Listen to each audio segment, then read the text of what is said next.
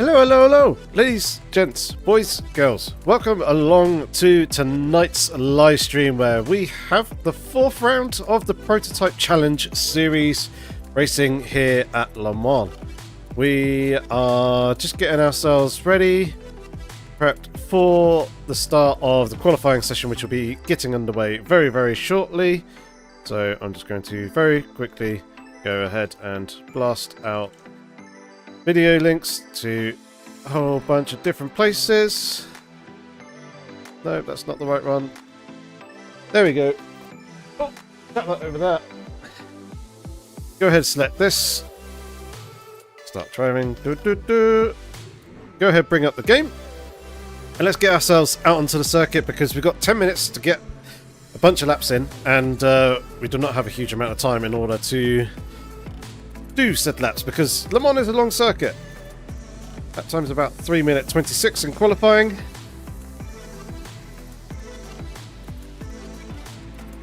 And there is the green light. So we are good and clear for the pit exit. Lovely stuff. How are you all doing? Hope you're all good. Hope that you had a good weekend. It was nice and exciting for you. You did plenty of stuff, plenty of sim racing and all that good stuff.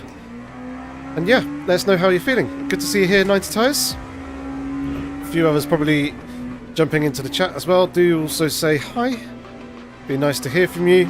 And as you can probably tell, still a little bit coldy. Over the worst of it, which is good. And is nice.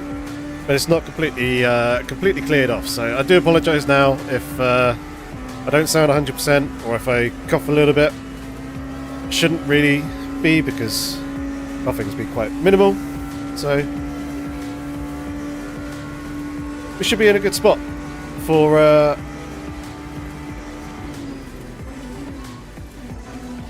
this one. Did 4 attempts in 6 hours of IMA. Bloody hell, that is commitment right there. Finished 2 of them. I'm going to assume that you did 2 attempts on the Saturday, 2 attempts on the Sunday, and you finished 1 on each. It's probably the most likely way of the 2. But yeah, this should be an interesting race in the ELMS LMP2 car, so unrestricted, all the power down the straights. Very, very fast car around this track. Pretty much as quick as the hypercars, which is a little bit crazy. That's how fast they are.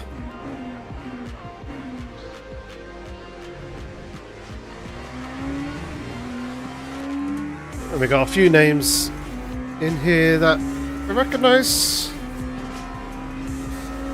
Moulinet, Gang, Nima. Pips, this one got stroke was in our practice session. There's bloody hell, 41? 41 LMP2s. And then 21 LMP3s. Right, I hope and I do need to be qualifying near the front of the pack. I should be. We're in split 1. We are right on the verge of going into gold driver rating and basically being top 5 in the last few races here in this series. Or we have the pace for the top 5, shall we say. Because the first round that I did at Qatar didn't go too well. I think we finished, it was either 9th or 10th after getting spun on lap 1. And then Sebring last week went better. P6, we had the pace for a podium. But again, silly spins and silly mistakes on my part. And I did also actually rerun the race on Friday evening, but it went pretty much exactly the same way as it did in the live stream, where started off well, up near the front, hanging on with good pace, then had a silly spin, which obviously then damaged the tyres. pitted earlier than I should have, or would normally do, changed the tyres and tried to make a comeback. This time I actually managed to climb back up into P4, so it was a pretty good comeback, which is the position that I was spun in as well. I was right behind P3 at the time. So, fairly happy to get P4 in the end, which is an improvement over what I did when we first ran this race last Tuesday. So, scored a few more points there for the championship, which is good. But hopefully tonight we can do good here and get a good result at Le Mans, because it's a circuit that I enjoy driving and it's good fun in these cars. Hey Luca, how's it going, mate? I saw your race last night in the European Le Mans series. Hopefully you haven't been reported for your incident that you had in turn 3.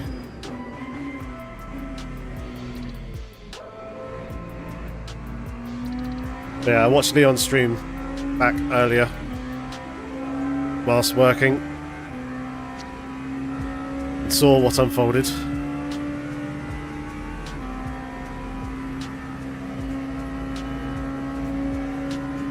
We got the fuel for this?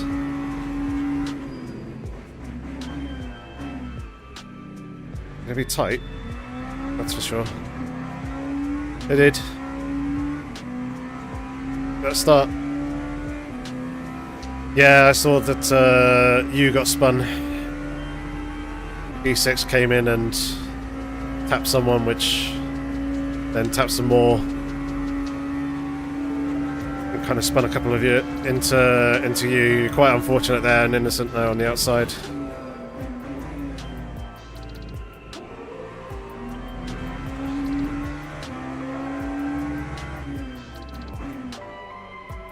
Tidy up this driving a little bit. Not being the best so far. It's been alright, it's been pretty good.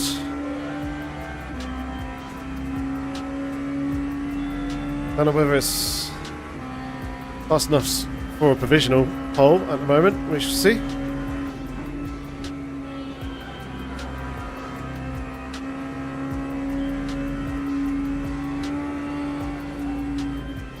So we don't have the fastest sector times at the moment. We haven't gone purple anywhere.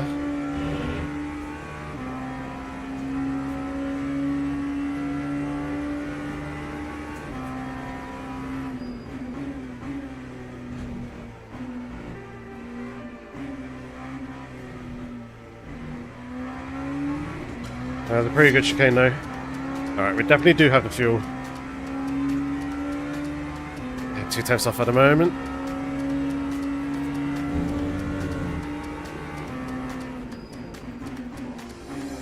In fact, we have so much fuel that we have the fuel to go 2 more when we only have time to go 1 more lap.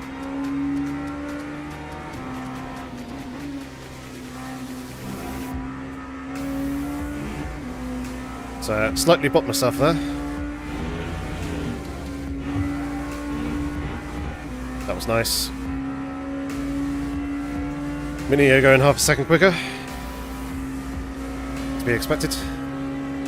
Car is brutal. Yeah, it's pretty full on. Quicker than Tessera at the moment, which is nice. Moulinet's in the pits already.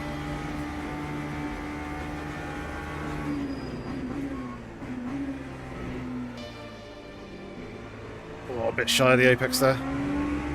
Managed to make it work though. Right, there's half our second.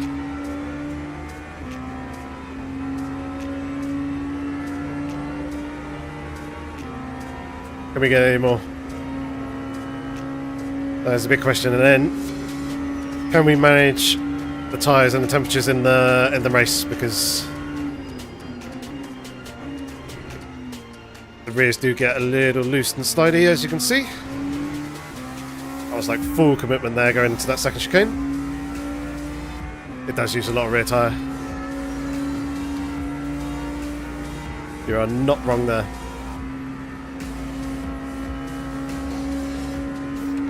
We're in a good place at the moment.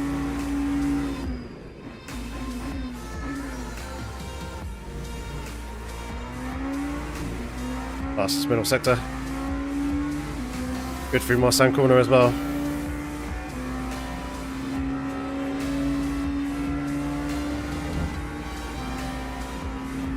And I feel like a lot of the rest of the lap we can be better in as well. So, let's see what we can do there.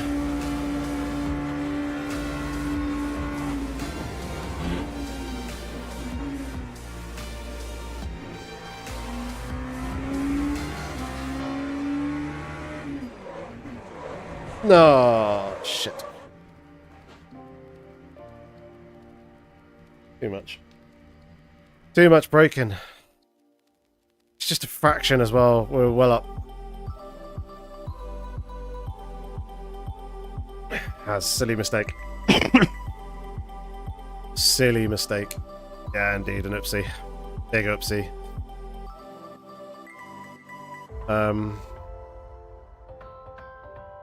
I mean, I'm curious as to whether there's any big names in here who haven't set times. Yeah, George Barr. Yeah, Gamble's in here. Not set a time. So that's 2.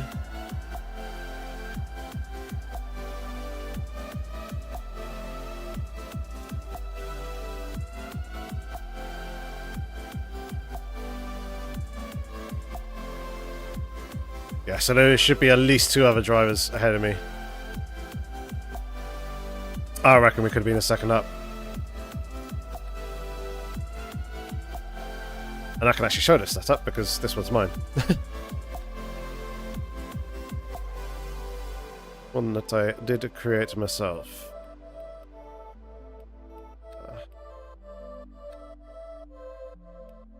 Yeah, I just got a little too aggressive with the braking there at the end.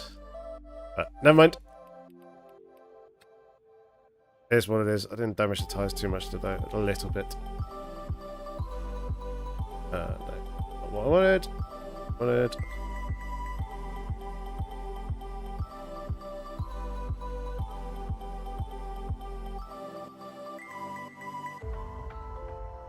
Maybe keeping an eye on strategy stuff for this race.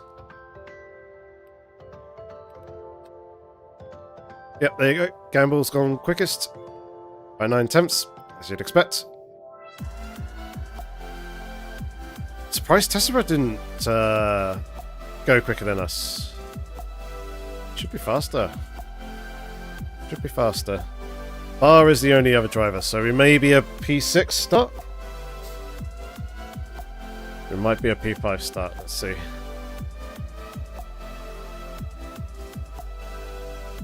Either way, it is an absolute shed ton of LMP2s in this race, and quite a few LMP3s as well. So working through traffic is going to be good fun. Hopefully we can hold on. Hopefully we can hold on. Don't know if I make any last minute adjustments or not. I'll just leave everything as is. Apart from obviously fuel.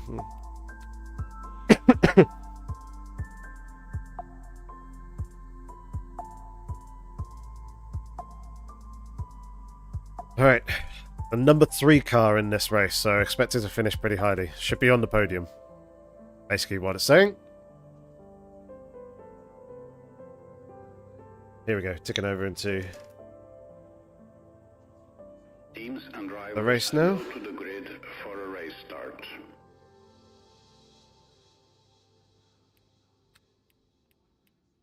Make sure we do have brand new tyres on. Indeed we do.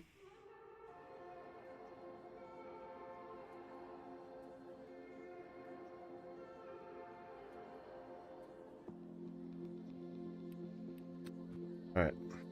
Let's see how this one goes. Pray for us, chat. Hope that everything does go well.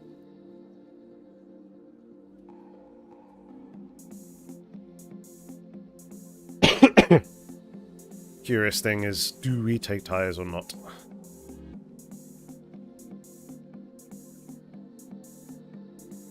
Good thing is, we have plenty of straights in which we can fiddle and adjust things if we need to.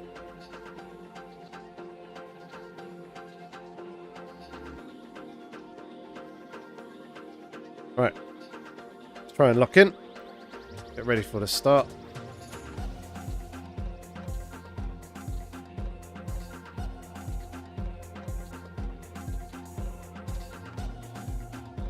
Probably turn the headlights on because it will be going into the night with this one.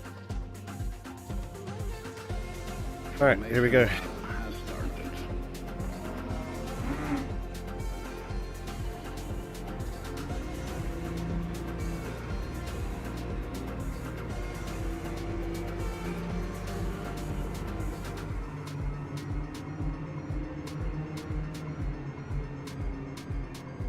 Sails in position.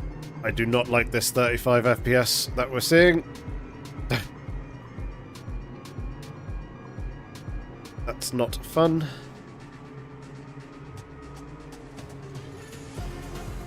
I just hope that everyone behaves themselves in the opening lap.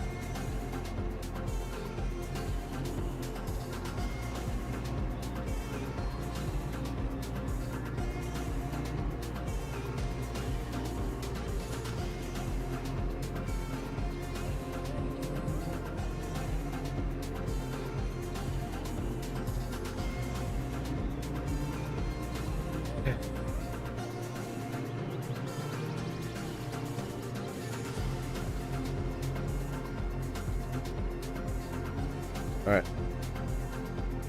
Lining up and getting in position.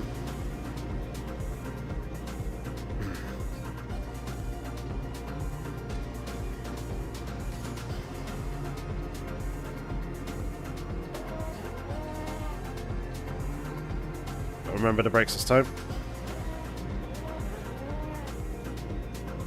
People doing burnouts. Taking life out the rear tyres. Fan of that.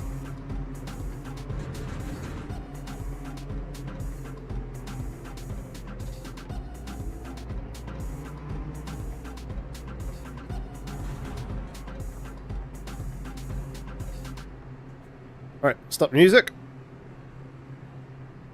Green flag. Green light, let's go, go, go, go, go. Good reaction to the lights. 30 FPS, good fun. 3 wide up in front. Also fun. Well, left me no room. Beautiful, exactly what we're after.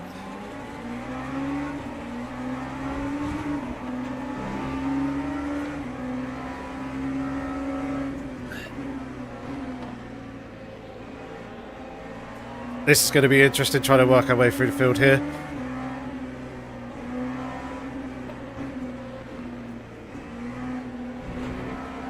Chaos unfolding. Bar's got a drive through already.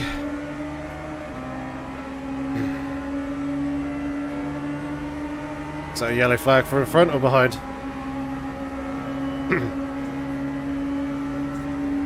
Oh god, did not like that.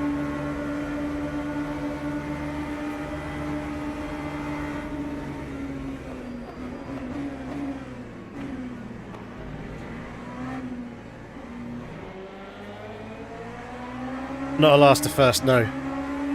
Didn't quite drop all the way to last, and I very much doubt that we're going to be getting first. Not when they're 16 seconds up the road.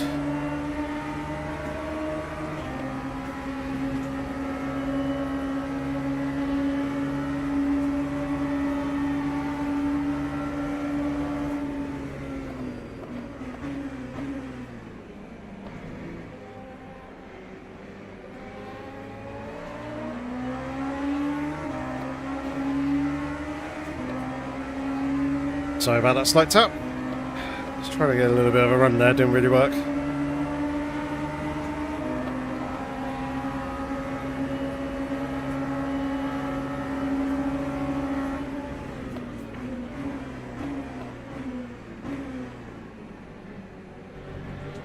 Oh. People dying though, I'm working our way back through.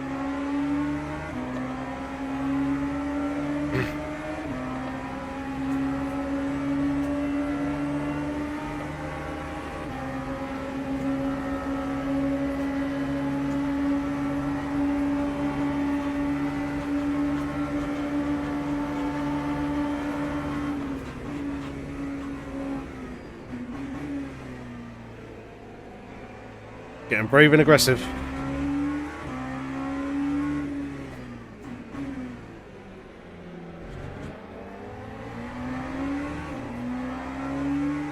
Getting very brave and aggressive. No, it wasn't a stutter. Well, there was a slight stutter on the straight, but the spin was just caused by Tesla going around the outside and then just came in tight on the exit. Just didn't leave space for me there and ended up being contact. And obviously, because I was turning, that spun me around. Thankfully, it's not really done much damage to the tyres, so that's okay.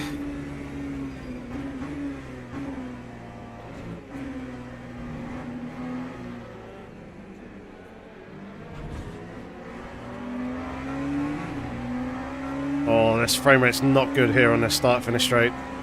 Performance definitely seems worse than it did before. Another little stutter.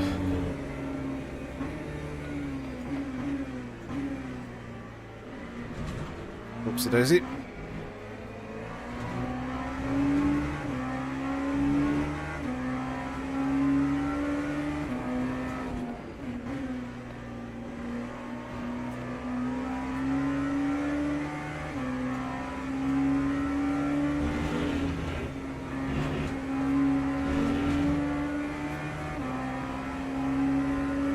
Yeah, absolutely massive field. Hey Thomas, how's it going, mate? Give me slipstream.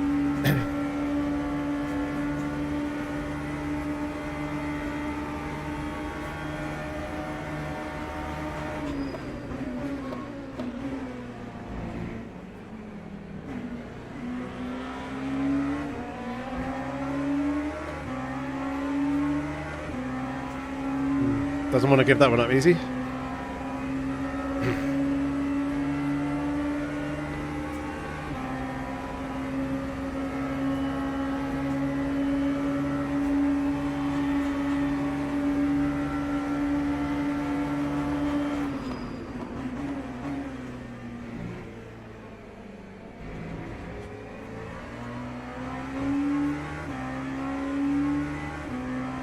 Yeah, 41 LMP2s and 21 LMP3s. It's 62 cars in total.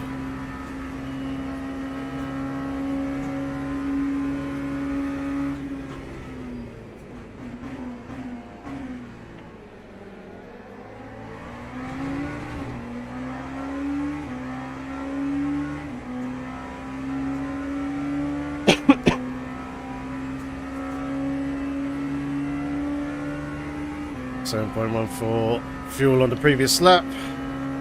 Tell you what, should be doing.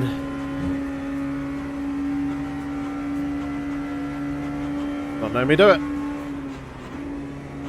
That's because it's the wrong place to do it, isn't it?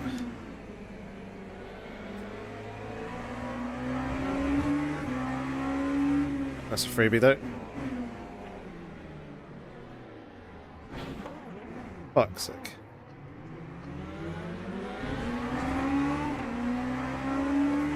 Well, that was far from ideal.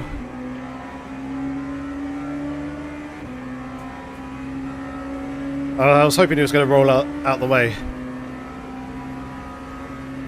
But, never mind. This is the problem with being down in the pack.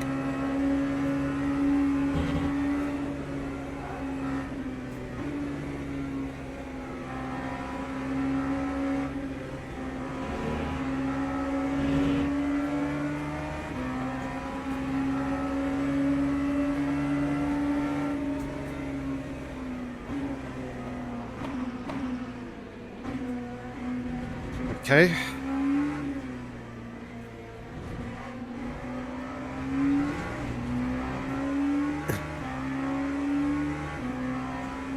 That's really annoying that I can't change the fuel save target on this car for whatever reason.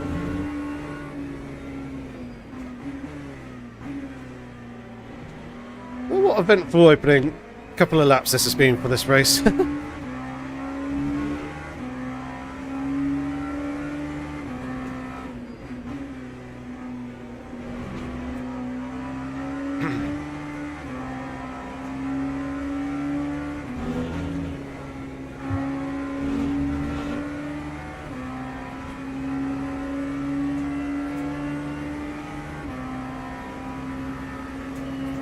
Try to change one tire and it unlocks. Okay.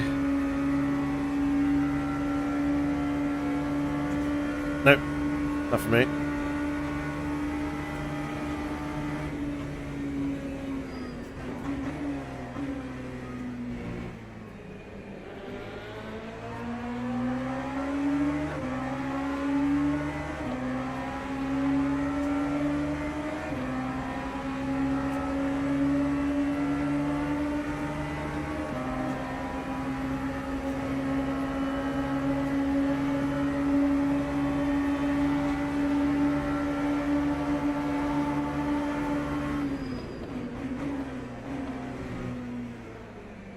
Lovely. To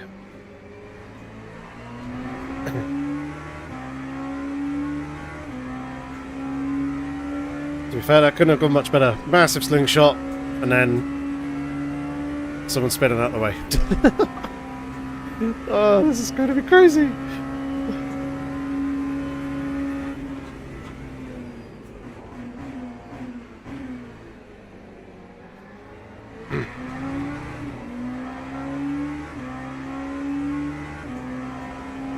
Headlights on the cars behind are flashing.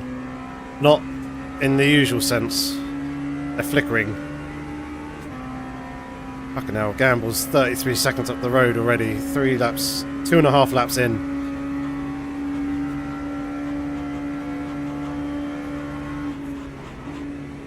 I know we're getting stuck behind people and he's obviously pushing at full tilt, but that pace do be a little bit insane.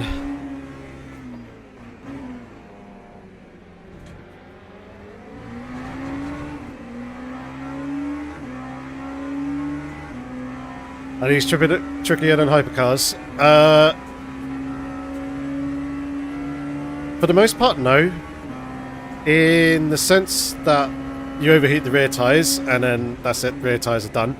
Yes. You really do have to kind of watch and manage the tyres a fair amount.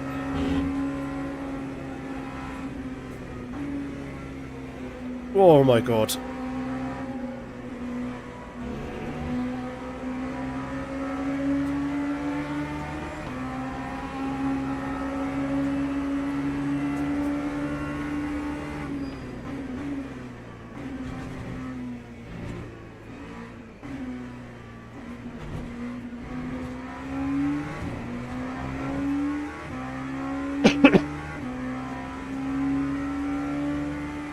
Right, we have fairly significant pace advantage over a lot of people in front of us.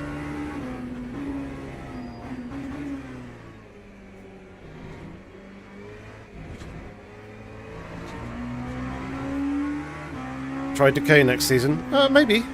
I do quite like my Ginetta LMP3. Actually, no. I probably won't. I'll probably stick to the Ginetta. Purely on the basis that by the time that this season finishes and we roll on to the next one, the little baby girl will be coming. And it's going to very heavily limit the amount of time that I'm going to be able to practice, and therefore I would like a car that I'm very, very familiar with, have lots of setups with, so I can pretty much just jump in and go and not have to worry about practicing so much, trying to work on the setup and stuff. So I'll probably stick with the Ginetta.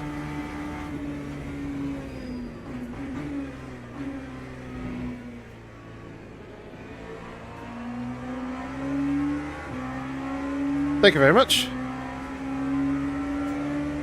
Now a freebie up ahead.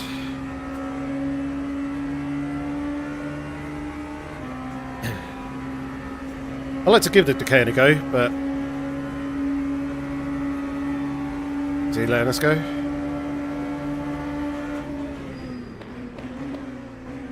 No.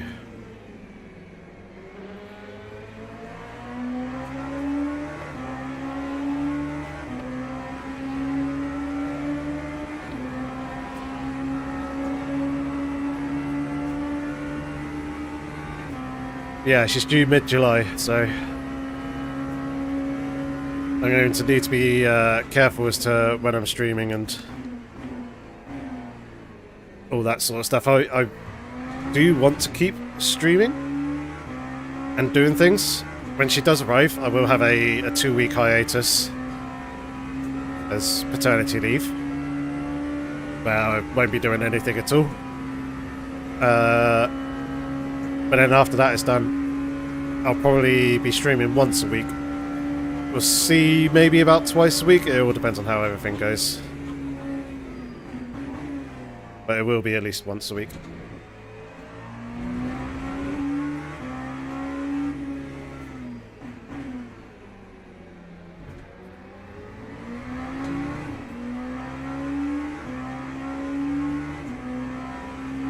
.14. Okay. Fuel saving well enough at the moment.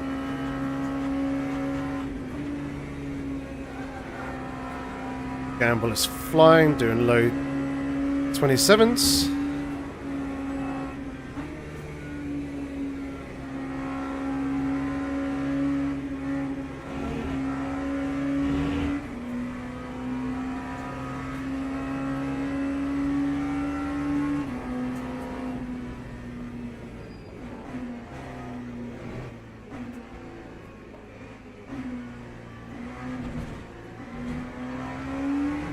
Second there. Thought the car was going to go on me. Oh, half a point. Does the setup come from Homo? No, it's one of my own.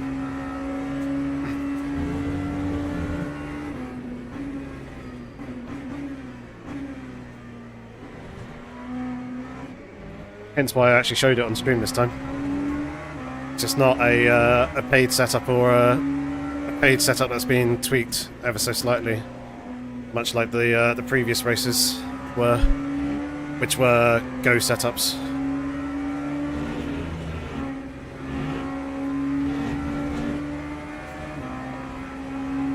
Hey Simon TD, thank you very much. Much appreciated. Right, they're going that way, okay.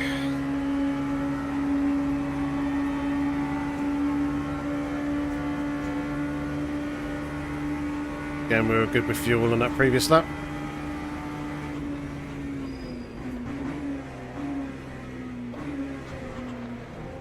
We were way deep there.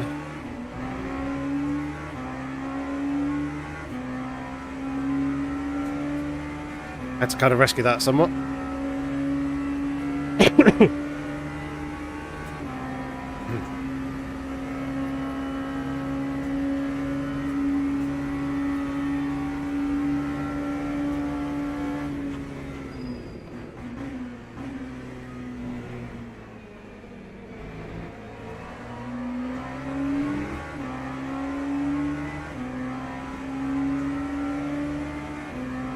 He was slow, but I was also deep.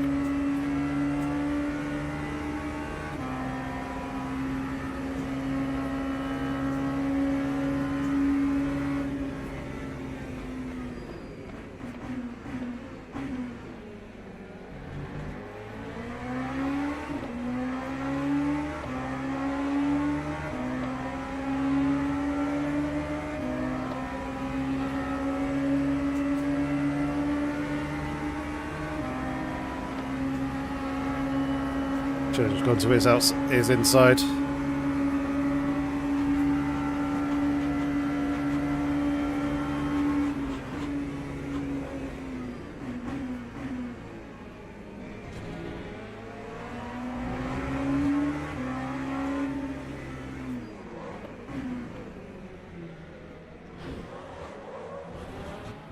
I try to minimize that as much as possible, seeing that coming. Oh my god.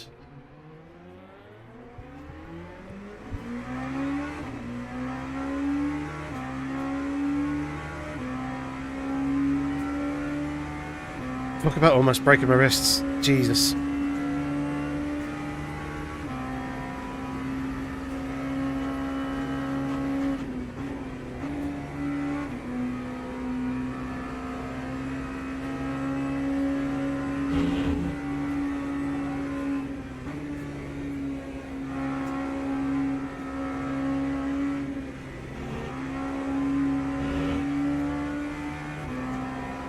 Yeah, thankfully.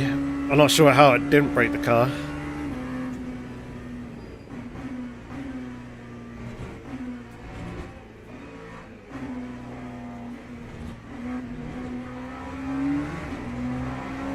Yeah, we're not having a good amount of luck at all. We're probably going to struggle to even reach the top 10 now.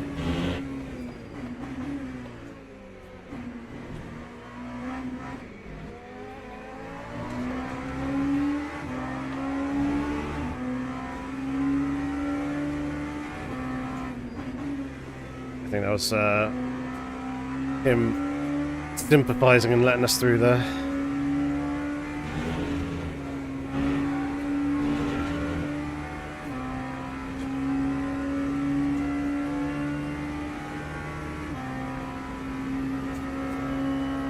Yeah, it's silly when some people don't qualify.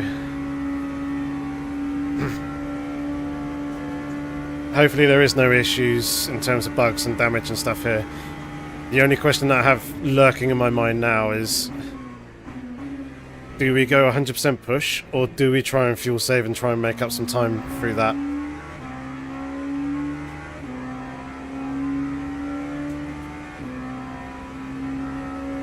I'll leave that decision up to you guys. But yeah, you can see the damage on the front right there on the car, on the paintwork. Just can't actually see it.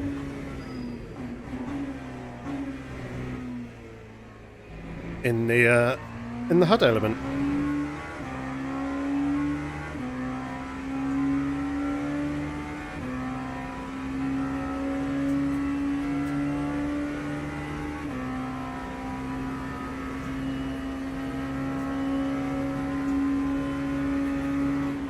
U-turn's not far. Yeah, they're about 20 seconds up the road.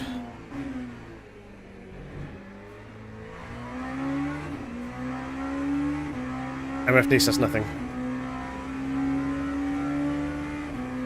Really? But yeah, okay, you're more accurate than I was, Luca. They're 12 seconds. I was looking at P7. They're a bit further.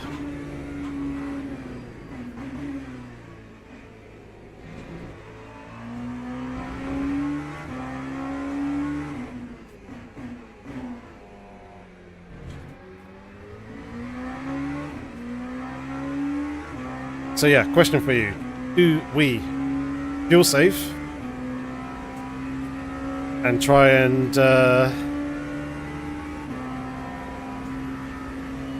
make up some time by taking on one lap less of fuel, or do we just 100% push to the end? Your decision. What do you reckon is going to be faster?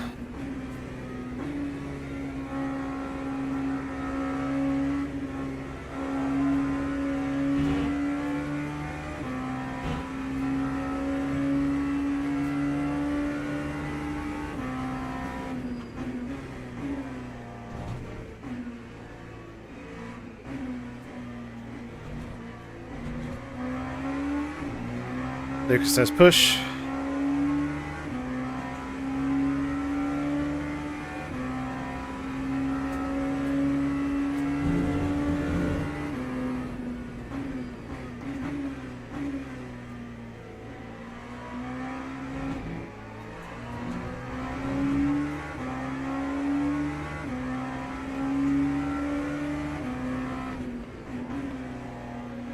Do the full 6 laps. Yeah.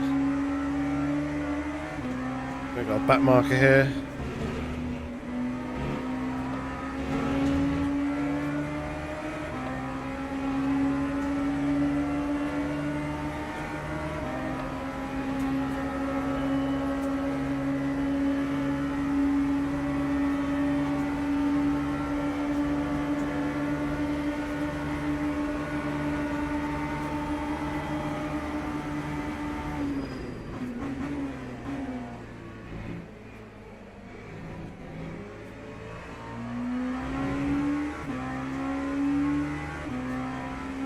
There's the race still to go.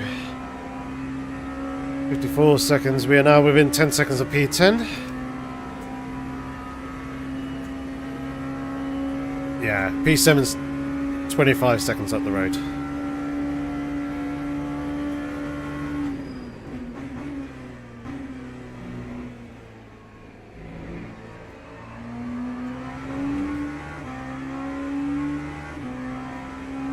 So let's go full push. We'll fuel save as and when we need to.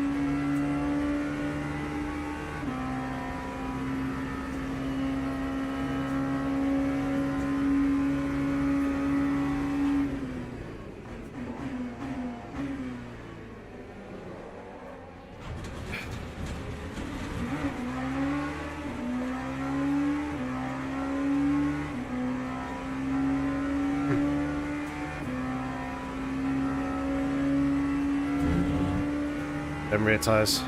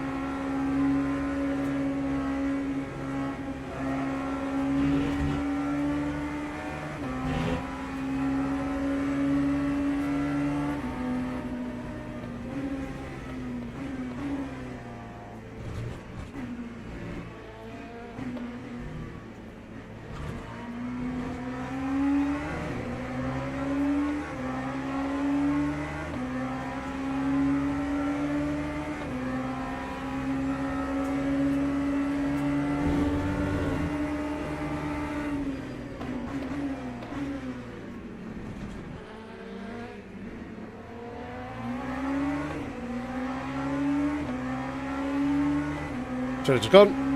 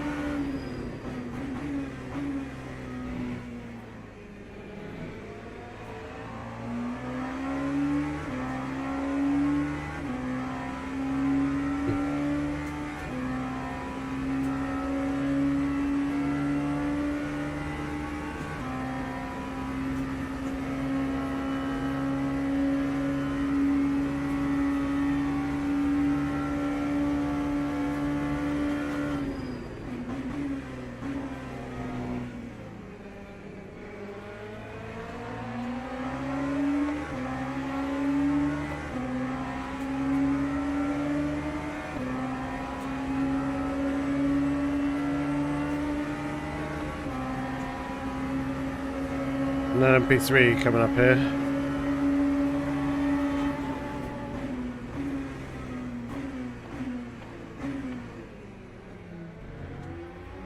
Oh.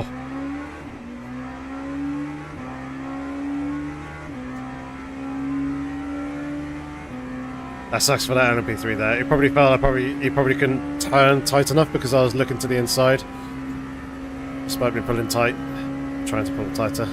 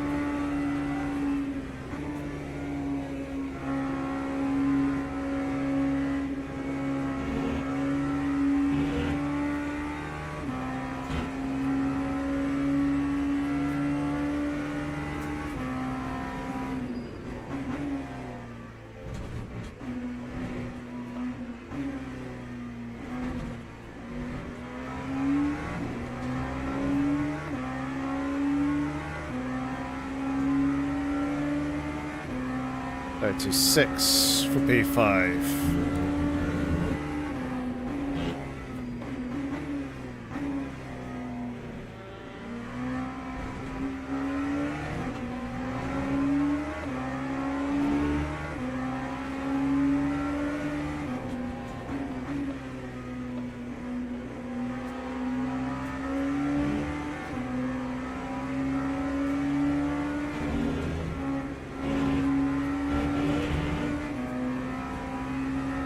Just gonna read it. Don't care that it's another half point.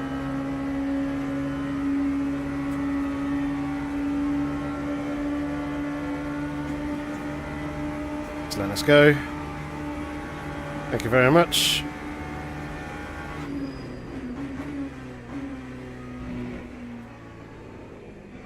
Smart driving. Try not to lose time. How embedded are graphics engines to game engine builds? I know, open question, tons of variables. I would love to see them fix night lighting in LMU. I would love to see them fix night lighting in LMU. It's one of the weakest points graphically for me. Because it just, everything just goes flat and meh. It looks great in and around sunset and sunrise. And daytime looks good as well, but nighttime it just looks arse. All ambient occlusion on the cars just disappears. Cars just look very flat. Don't really have much shadowing. Yeah, and well, Sparks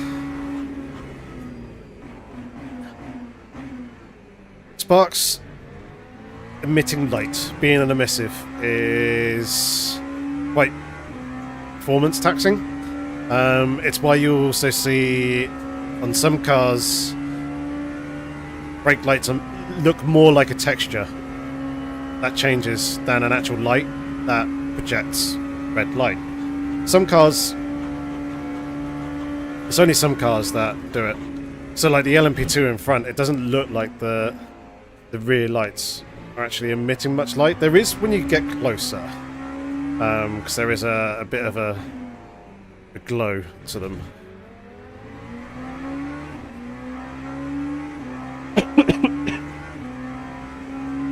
But it's changing things in the engine can be difficult depending on how many engine coders or programmers you have. If you don't have many, then obviously it's going to be a lot more tricky. And obviously the risk of you changing things in the engine having knock-on effects elsewhere is quite high. However, things like night lighting, as you say, is something that's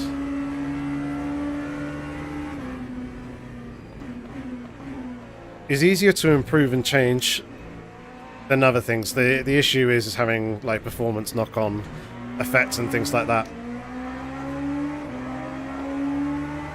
and it having impacts in other areas of the game, such as daytime lighting. I know nighttime and daytime are two very separate, different things. But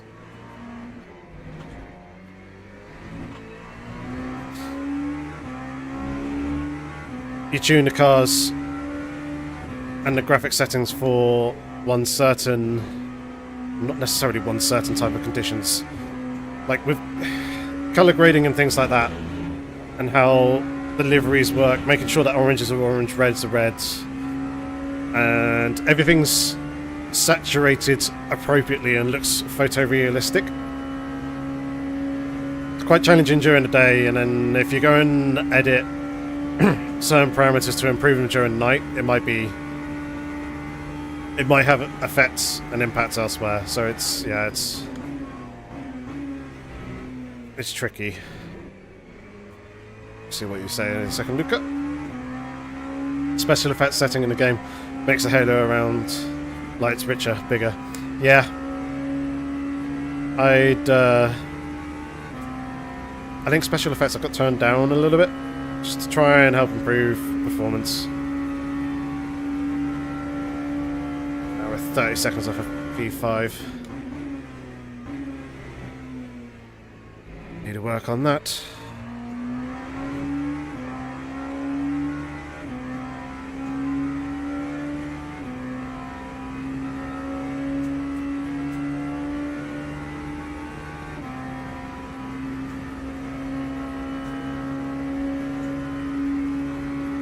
yeah, once a game is live, it is more difficult to change things. As we see quite consistently with Le Mans Ultimate, whenever there's an update, even though it comes with a whole bunch of bug fixes, it seems to break a number of other things around elsewhere, and where they've taken the R-Factor 2 engine and kind of built upon that, the amount of what they call spaghetti code, a term that you probably heard thrown around, is going to be quite high. What we mean by spaghetti code is numerous things kind of entwined with one another with the code, and small, what you'd think would be relatively small code changes have pretty big significant impacts elsewhere that you don't necessarily correlate to.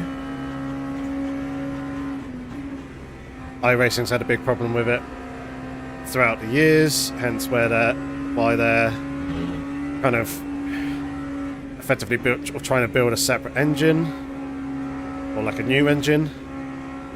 So modifying what you have is tricky. Exactly, unintended consequences.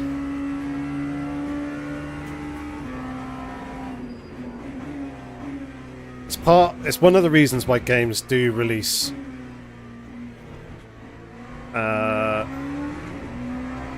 sequential copies. So like Le Mans Ultimate 1, Le Mans Ultimate 2, Le Mans Ultimate 3. Kind of doing that thing. Because we are right on the cusp of being able to go an extra lap here. We do fuel save.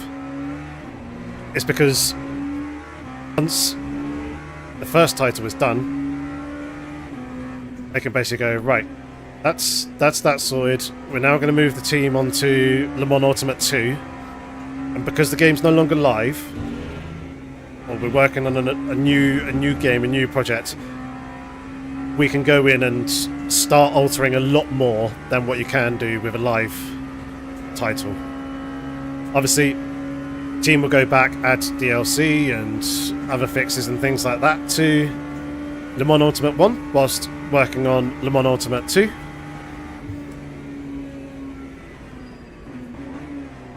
But yeah, it's just the safety net of being able to branch off or create a separate branch and just go, right, go ham at this. Let's change a whole bunch of things for the better. And depending on some of the fixes, they may roll them back from Le Mans Ultimate 2 into Le Mans Ultimate 1 as well. It depends on how easy it is for them to do it and how safe and straightforward it is to do. Because they might find that some things are actually really, really easy to do without having any other impacts, and therefore just go, oh, okay, yeah, let's unwind this, or let's make this change rather. That's really awkward. I could have stuck up the inside there of that Janetta. IMSA Ultimate.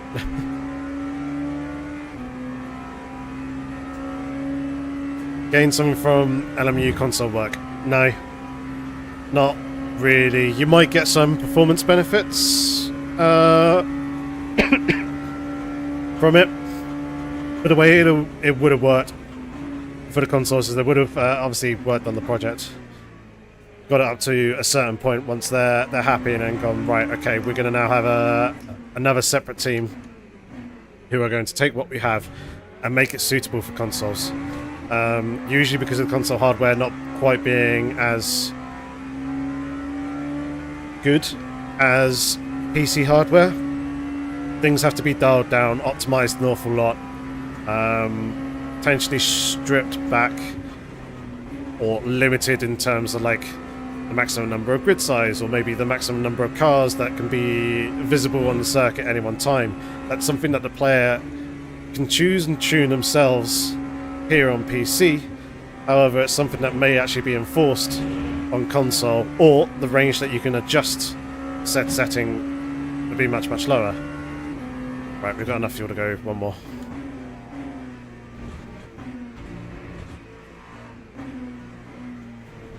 But yeah, it's usually a separate team that works on the console ports, just to leave the main team dedicated to the actual game and continuing to work on that and improve it further.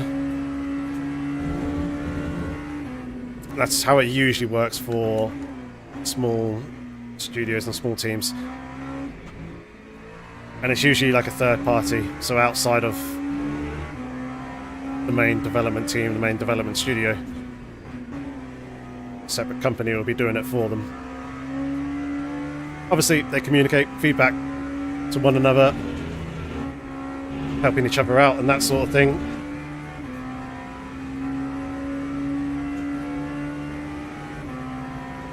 Yeah, it's not necessarily always the core team that actually does the console work. There was a core development spent on projects we won't see for a while. It feels slow in development now. It feels slow in development because it's pretty much all there, and as I say, now it's a live environment or a live title. They have to be a lot more careful as to how they add and implement and tweak things. So it's not like they're going to stop bringing stuff in. It's just that now that it's a live service game,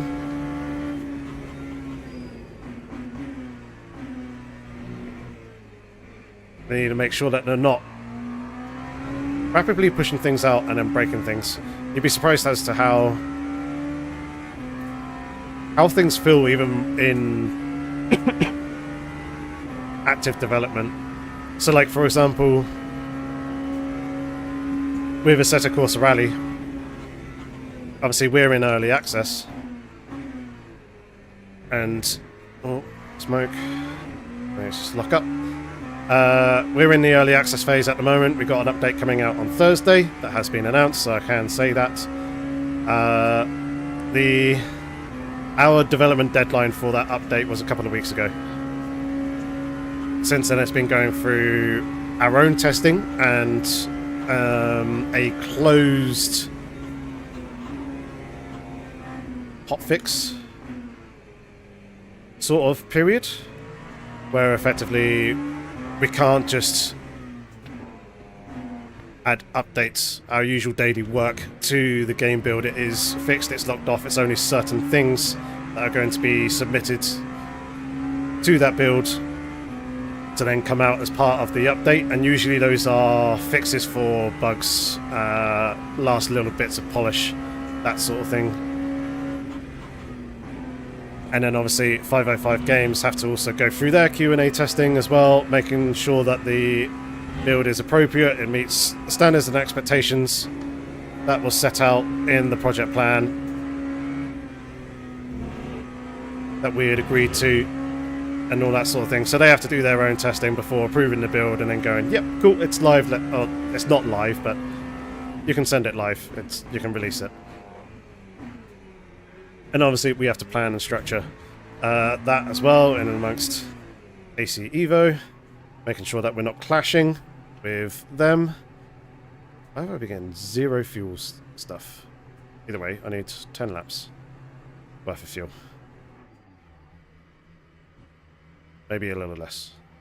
We're on lap 13. Yeah, just about. I think we're good. But yeah, even with each development cycle coming up to the next patch, things start off slow, then they speed up towards the end. So like at the moment, obviously where the patch is about to release, work rate at the moment is generally slow or quiet. People are on holidays, and it doesn't feel like there's a huge amount of progress being added to the build. Obviously, it's all relative, but as we get through the next couple of weeks, everything will start ramping up again as everyone focuses and kind of realigns and starts working back on the next core features and pieces of content and things like that, and everyone's working collectively on those together, you start to see development rate become very, very quick. It's like general games and general projects. It's quite funny. The game is an absolute mess and gets worked on, added bit by bit by bit by bit throughout the entire development cycle, whether it's 1, 2, 3, 4 years. And it's not really until the last 3 months that somehow randomly, in a fairly odd and peculiar way, everything just kind of comes together and go, oh shit, we've got a game. Like, pretty much everything's in, it's working, it's doing what it's supposed to, it resembles the game that we're going to be releasing. It's usually an absolute horrendous buggy mess and crashes in numerous places and have proper game-breaking bugs. But obviously, those get fixed in the lead up to it. It's interesting.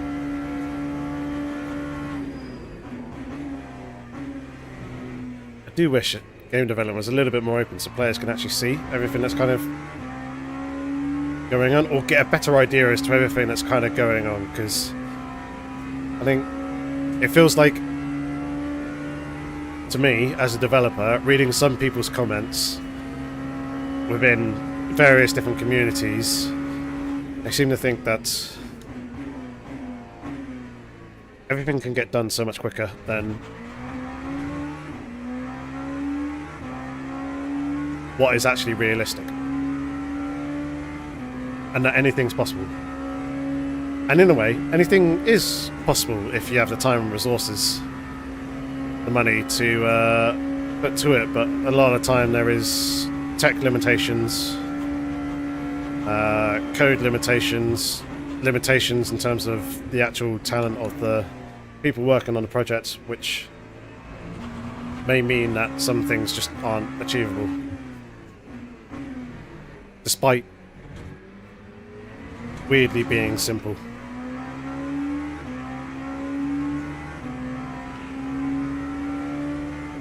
If say you're working on a new game for console, would you wait to release a PS6 or just have a setting you could turn up to use that extra performance? Depends when the PS6 is coming out. I'm not actually sure myself. But if I was starting something now, I'd at least be releasing on PS5 and the current Xbox titles. I might be targeting PS6, but I don't know if dev teams have access to PS6 dev units to get testing and get an idea as to what sort of performance it has. So no, I probably would be aiming for purely PS5 at this point.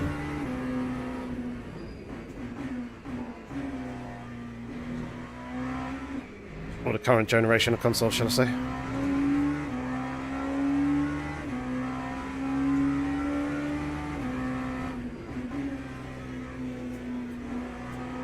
What do you do in motorsport?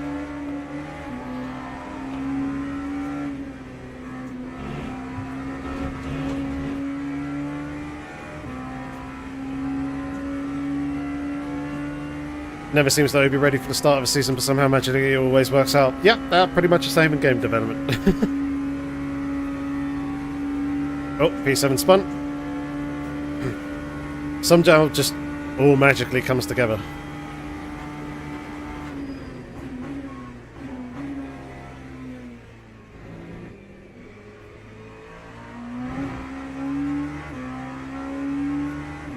Alright. 7 seconds to them. Even Tessa has dropped way off of top 3. 27 seconds behind P1.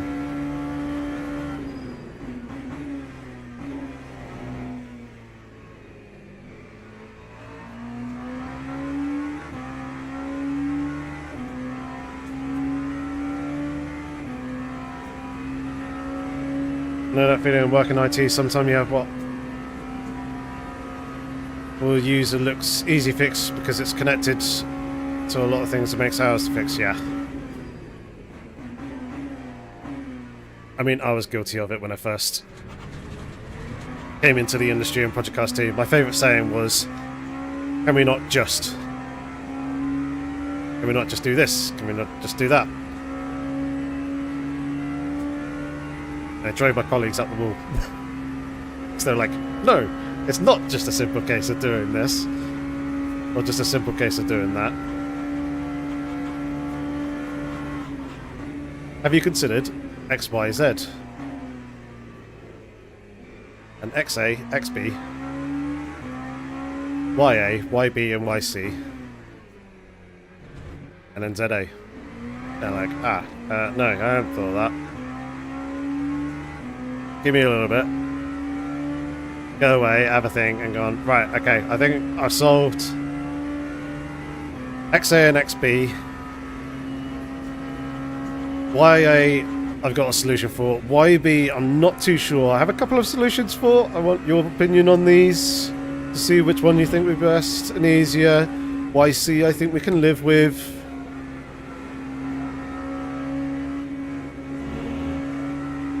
And then they go, yep, we can do that, we can do that. No, we can't do that. But no, we definitely can't do that. Well, that's too much, doesn't fit within our tech. Right, okay. Think of something else then. Back to the drawing board you go. Round and round in circles. Team problem solver. Yep, that's pretty much what I do as a game designer.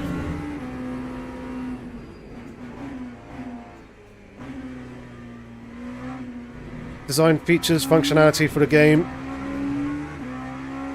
And then myself and other fellow designers pick apart our designs, try and highlight as many flaws as we possibly can, think of ways to solve those issues within keeping the original design, present that to the programmers who then give us a whole bunch of other issues, try and figure out ways that we can resolve those. They go, yep, that sounds good, go check with the UI guys, give it to them, and they go, no, yeah, we can't do a box shape like that. And you're like, okay. What if the box jumps rather than slides? It's like, oh yeah, we could do that. Right, cool. Does that still work? Communicate the same message and meaning to the player? Yeah, okay, cool. Bang, let's do that. And then the wizards that are the UI artists and programmers go away and put what we had come up with into the game. And then we test it and tell them that you've done it wrong. You need to change this. And then review cycle after review cycle after review cycle until we're all happy with it. That is my life.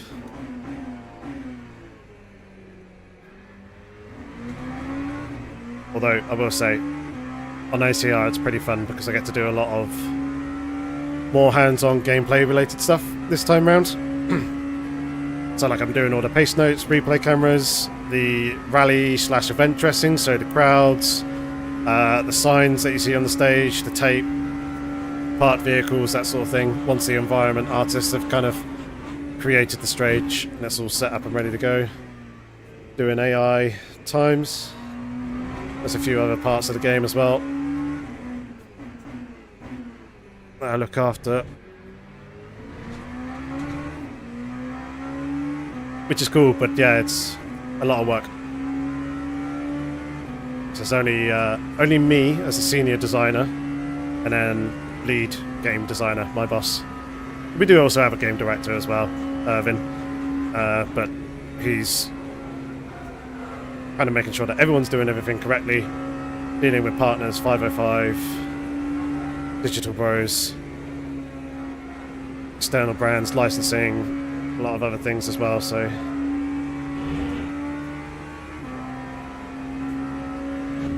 he doesn't get to do much design work anymore, unfortunately, as much as he does love it.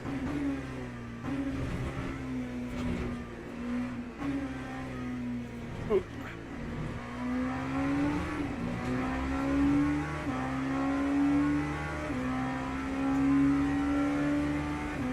'30s ain't bad. Wouldn't mind being in 29s.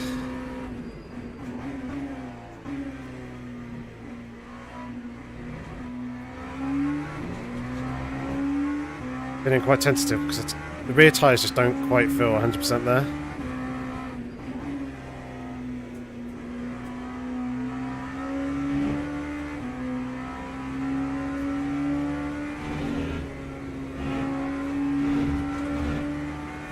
Yep.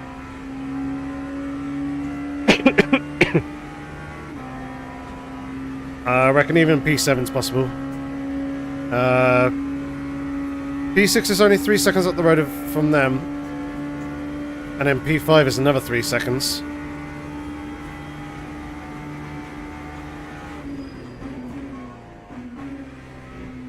Top 5 would be great. We just need quali laps basically from here on out in order to achieve it. Yeah, 3:42 for P5 on the previous lap. So we gained 12 seconds on them on that previous lap. That's a good chunk.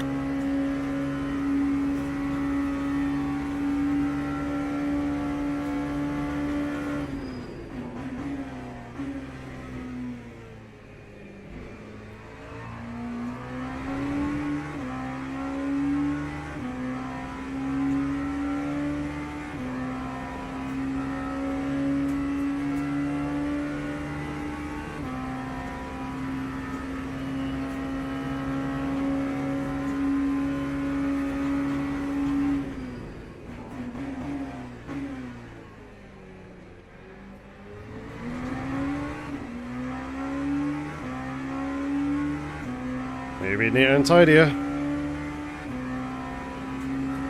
be fair, P7's kind of holding their own at the moment. And that gap at 7.5 seconds.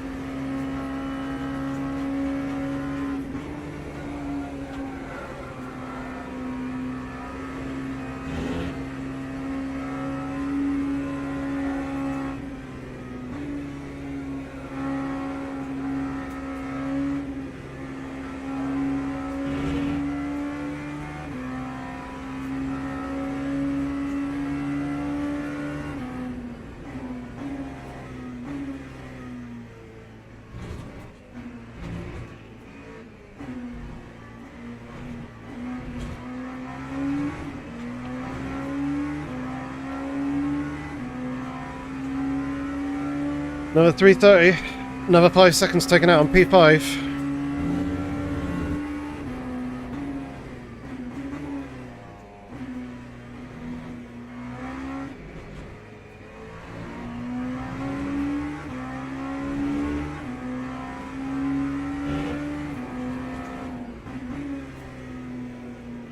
What? I got this horribly wrong.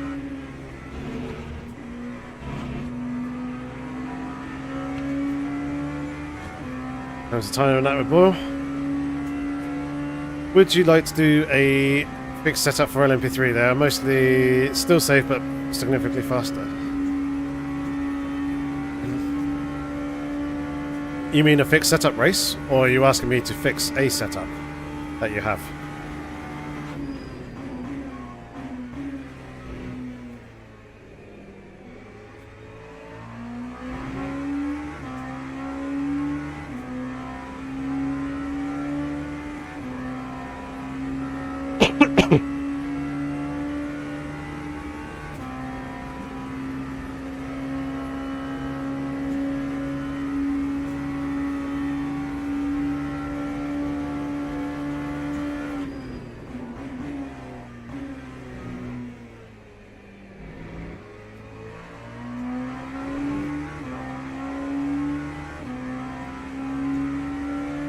in-game quick setups. You're much better.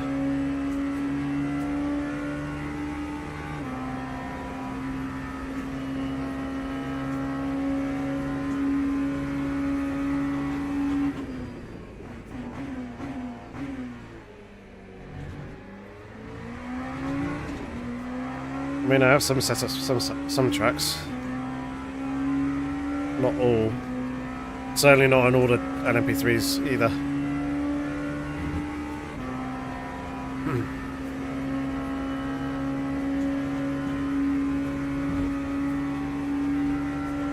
Oh, P7 spun. Oh, he's more than spun, he's flipping through the gravel trap. Jesus. And he was not happy.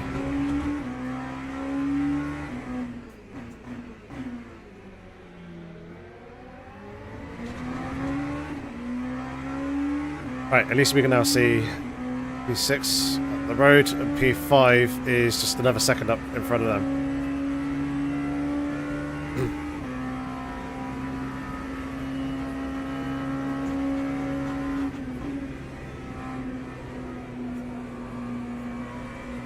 Alright, Warner, I need you to hold tight, mate.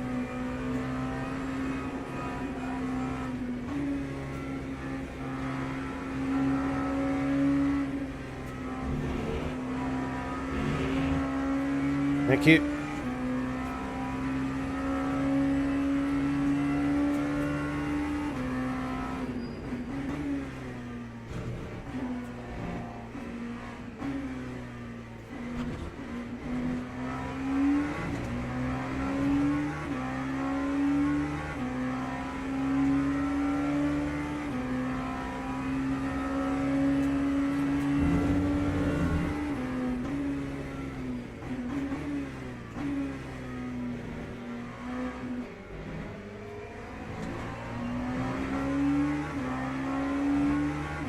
Running out of time, running out of laps.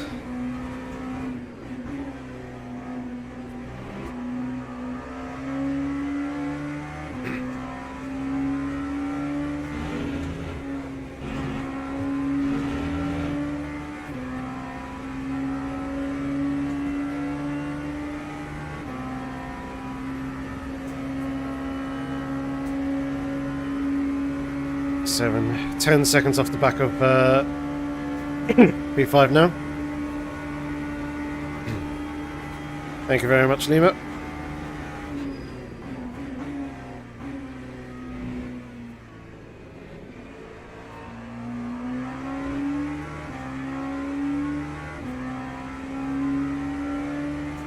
Top 5 might be possible.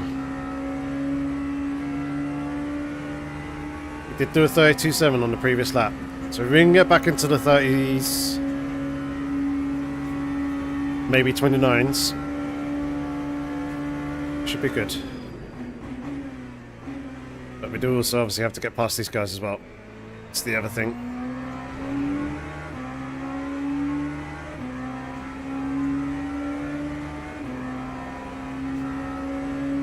Gonna be a little tricky to pass.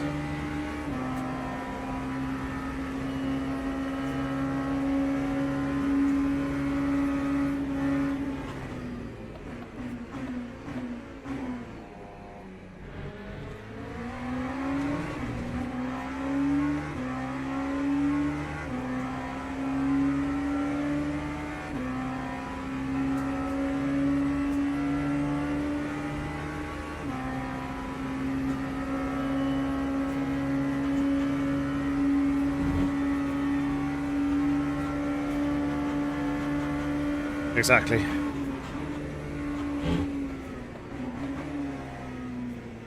Oh.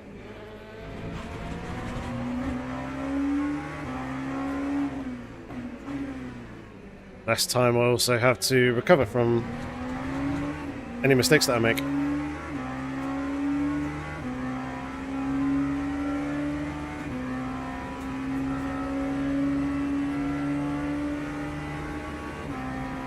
Ten seconds now to P5.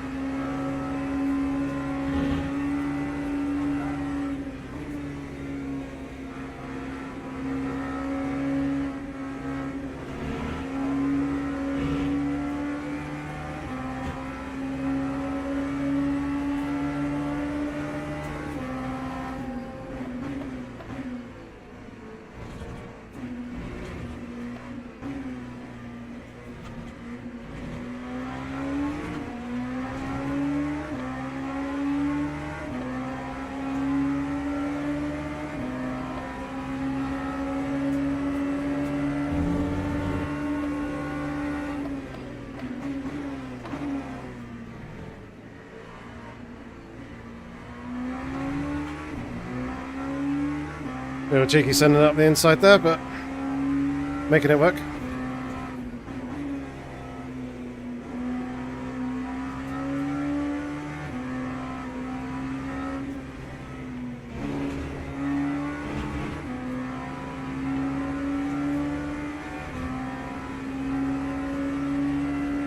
Thank you. This is the only issue now. Yeah, come on, ride that middle berm.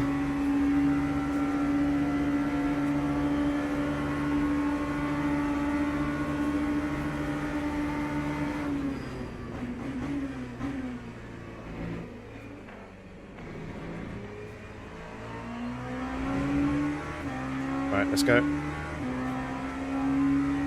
Pushing, push.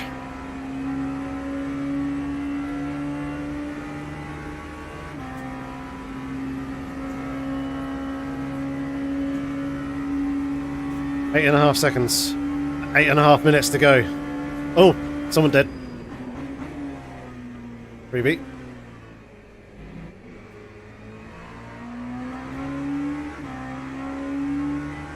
One less car to worry about. 8.5 seconds. 8.25 minutes to go.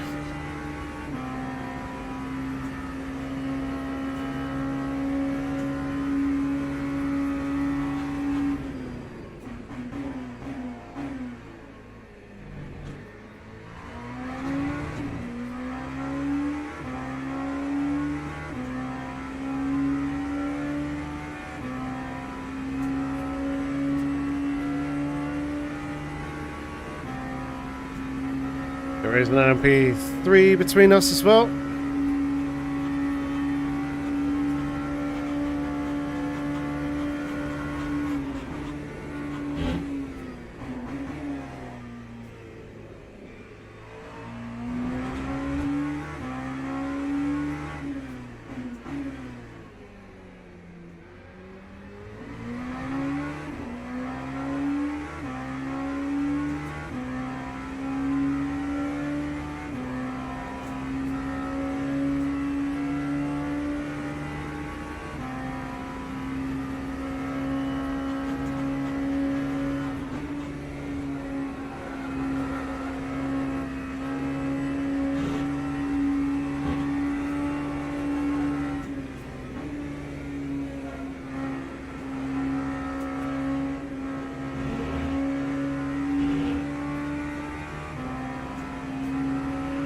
Hey! I even flashed you. Let you know I was coming.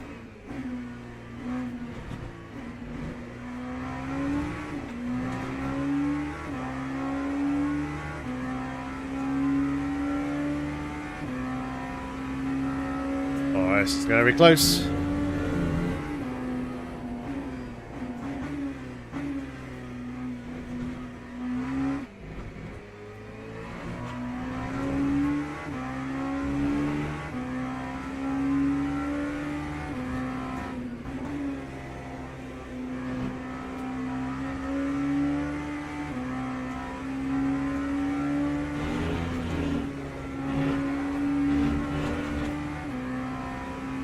We're going, Graham. We're going.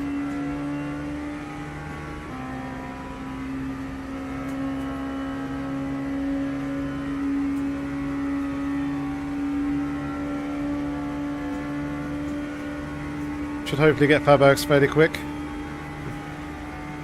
Just need to get Fernandez.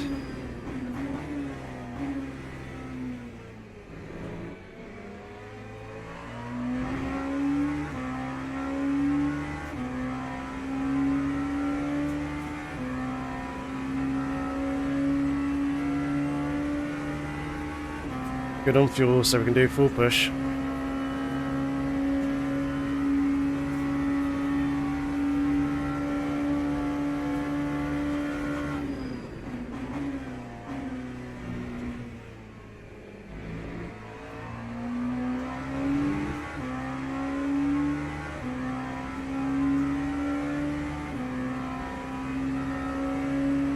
Hey Hutch.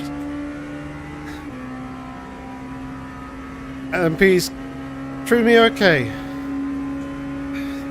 General bad luck has not been doing us good here in this race.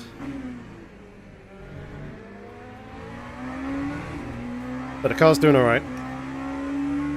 At the moment. Yeah, tyres are okay.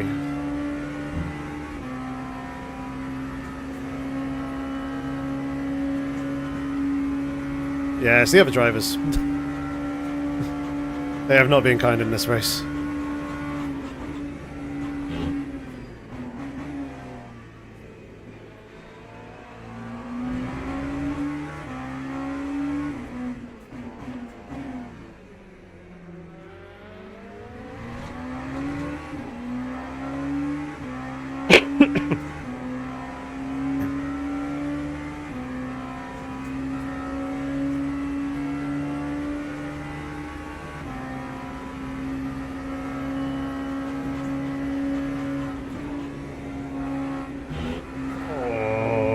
Close with that inside curb there to hitting the front of it and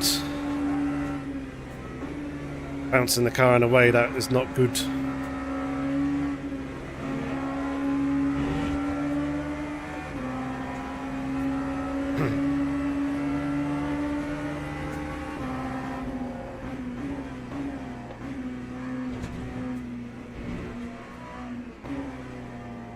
Oh, he's wide and deep.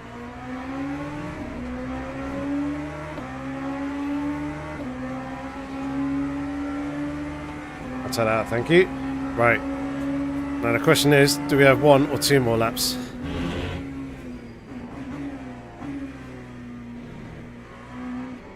I'm hoping 2.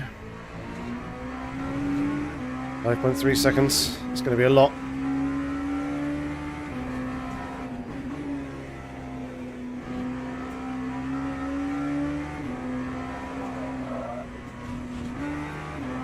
All good.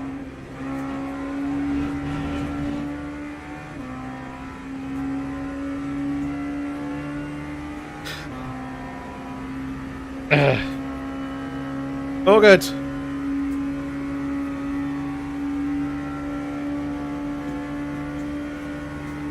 Yeah.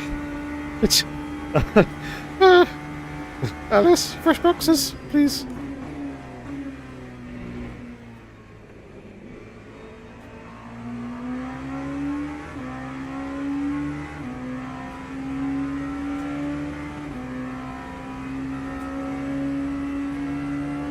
Somehow. Don't know how, but yeah, we are still getting in time. Oh my god. Breathe. Right. More air. Keep us cool.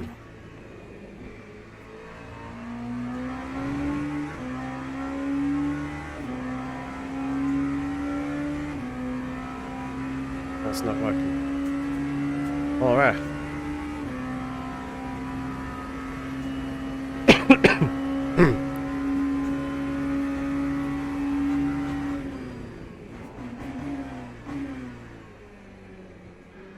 One minute remaining.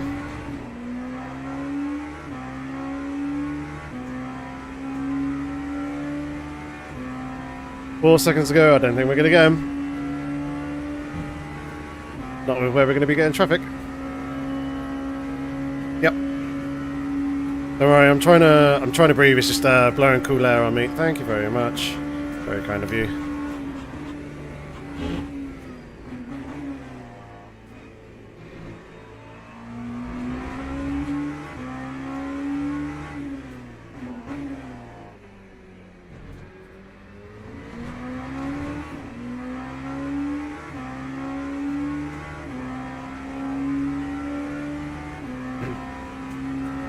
Trying to get in the zone. I may go quiet for this last lap.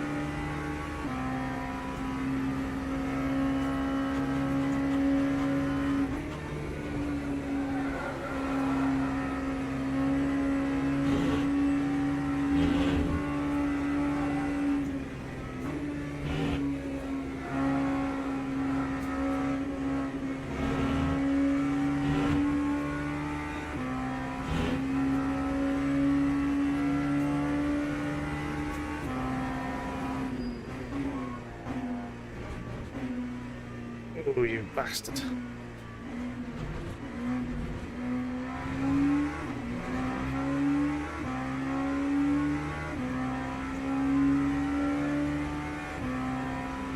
Less than 3 seconds.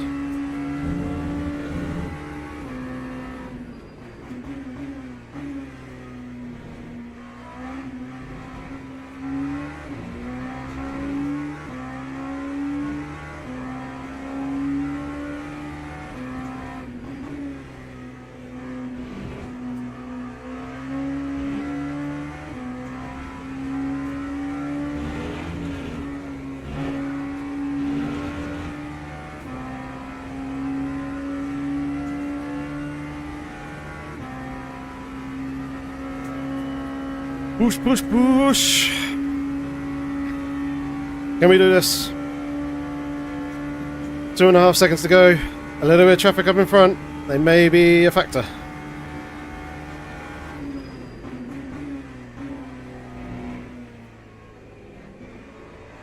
I can hear him.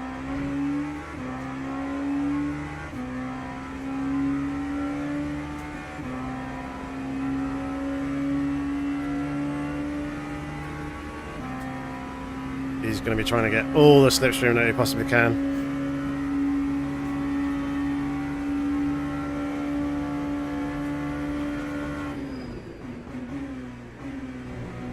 Okay, interesting.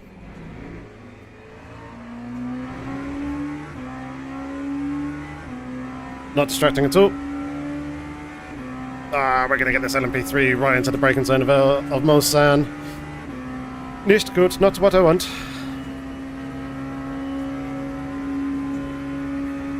Yeah, you can feel the pressure. You. Good thing we have good grip. Come on. Come on, Fernandez. Feel the pressure. Feel that pressure.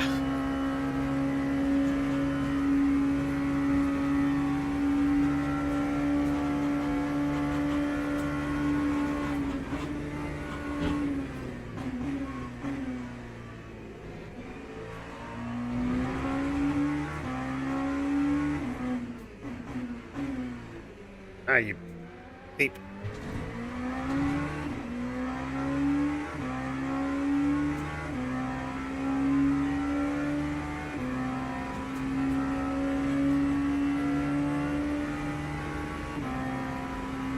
We need a final sector of our lifetime here.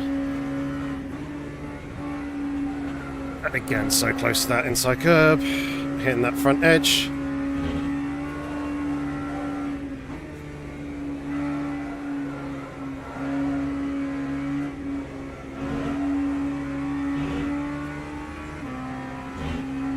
Not going to be close enough for a move into the chicane, but can we get one out?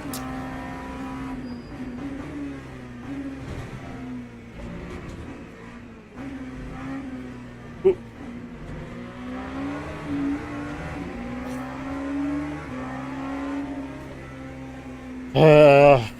I reckon even with that oversteer on the exit, I wouldn't have done it. It was close, but I slightly too untidy through that last bit. If I was slightly tidier, probably, maybe. Okay, could have, but P5 would have been nice for the usual top 5 stats, but oh my god, what a finish at the end.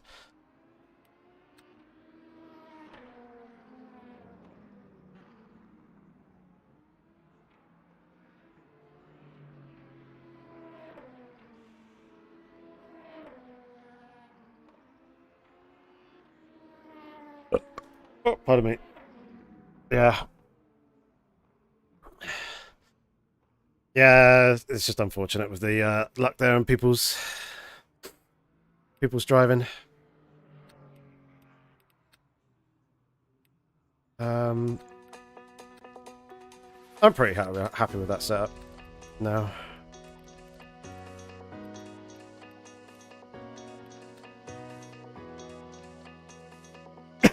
How many DNF'd? A lot, I reckon.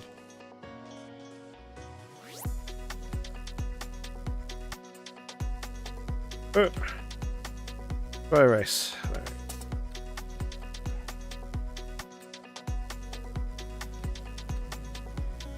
That's probably going to be some rating loss. How many DNF'd? How many DNF'd? Good question. Pardon me. Yeah, a lot. So 62 total, 48. 14 cars. Quite a few, some still going.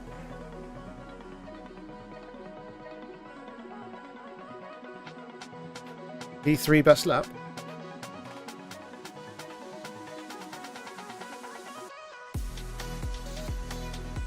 Yeah, quite a few.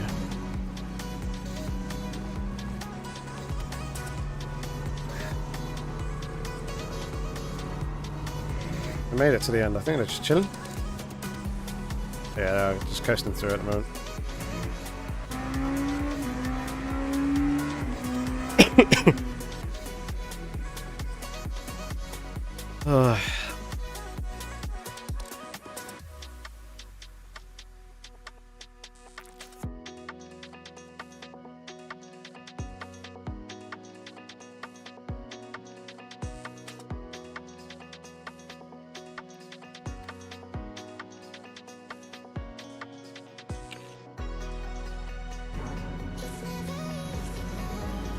There we go, he's made it to the end. Oh, there's still one. It's coming out of push cars. And yeah, we'll take a look at the best lap in that replay.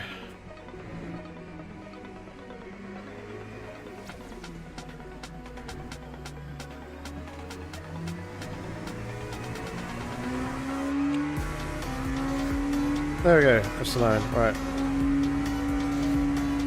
Let's jump back and hopefully we get the results. No issues.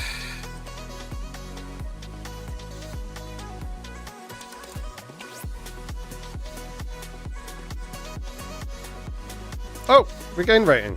Cool. Minimal, and we are still right there on the cusp of gold. Gold one.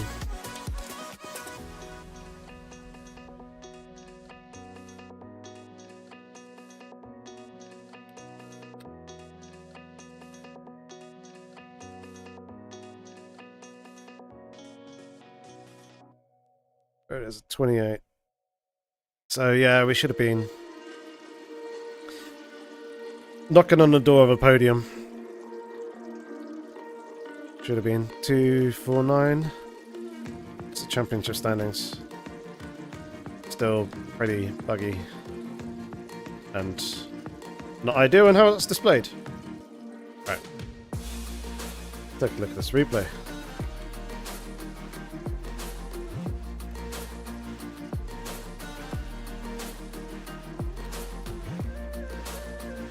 I didn't realise that was going on the other screen.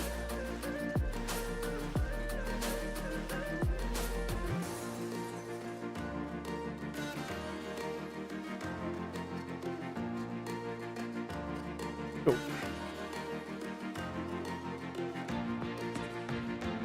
Yeah, I don't know what's going on with the standings. It's been doing it like that for me for ages.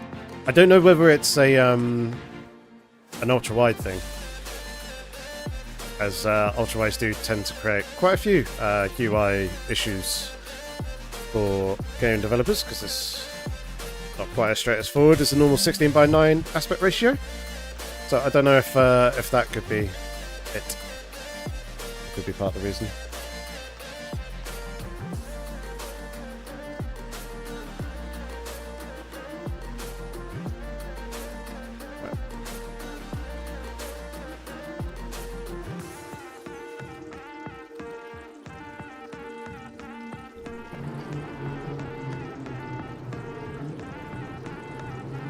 Here we go. It's around 32:9, but yeah, what? I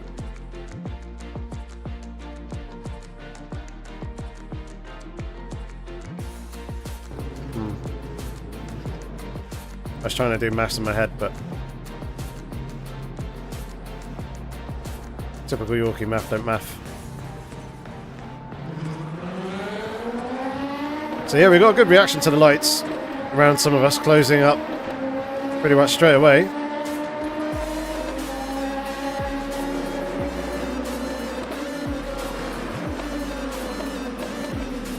Everyone looking to be fairly sensible. Yeah. Tessera way too tight on exit, not leaving a car width there as I am over the curb.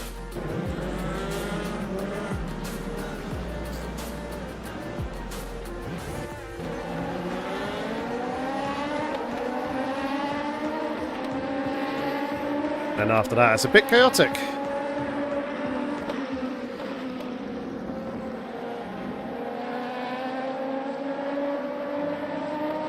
Oh my god. Right. What did this guy do?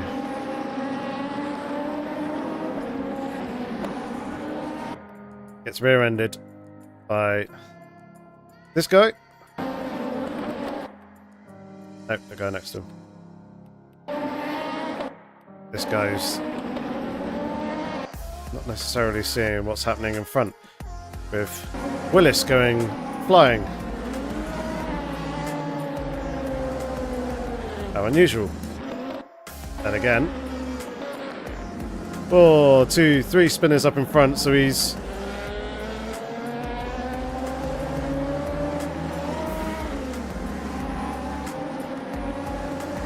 Okay, it didn't actually get hit. Intriguing. So what was... Who was the slidey cars? None of these guys.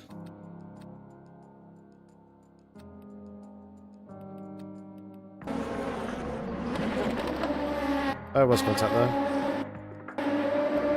Okay, so further back from where I would have been had I maintained position.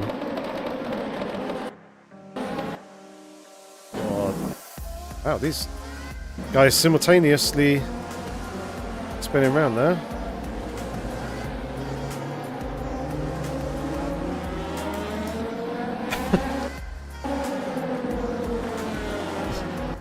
This the guy here.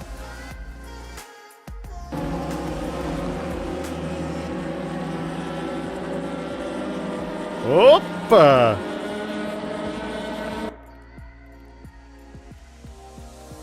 I must go to my people. They need me.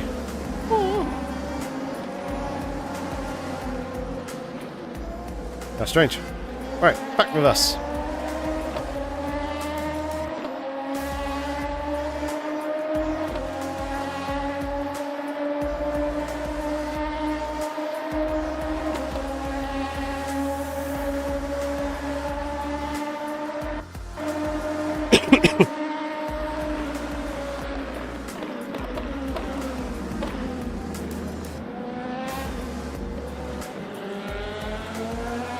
It seemed like it was hit with a rocket.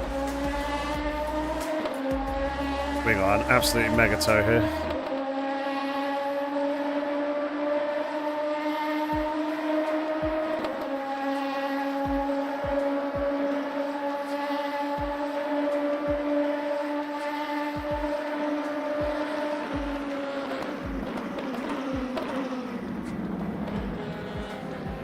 Yeah, a lot of people just going straight on. I didn't want to actually touch him there.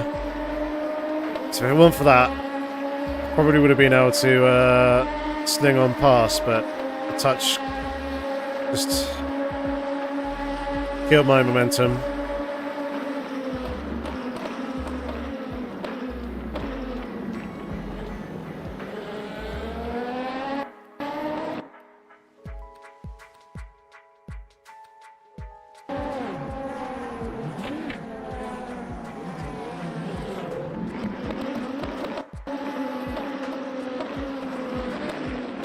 Lord jostling for position. Oh, got caught. In the end there. Oh dear.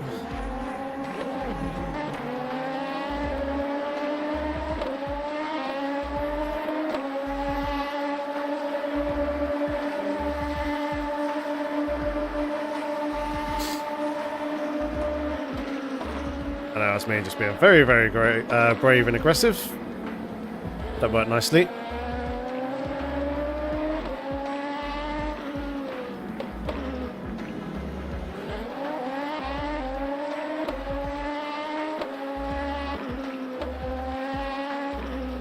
So that's P25 at this point. P24.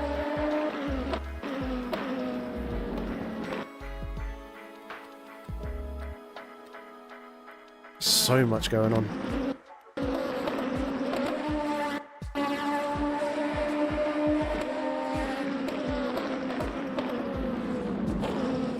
Yeah, great idea. Just dive into a space that's not there.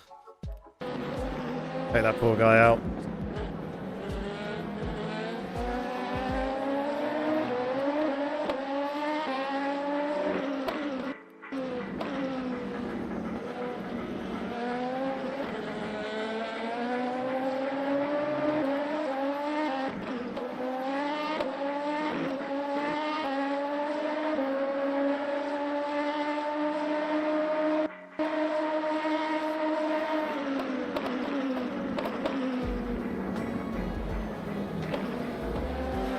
You held that one well, to be fair.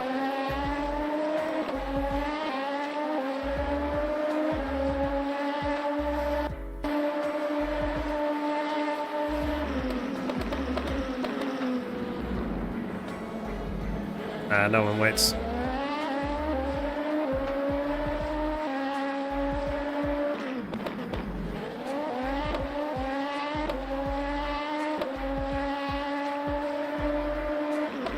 I think this is a guy in front of us here, spinning, and then... Yep, he does. And basically parks on the apex. How I did not pick up damage there, or any of the other incidents, I do not know.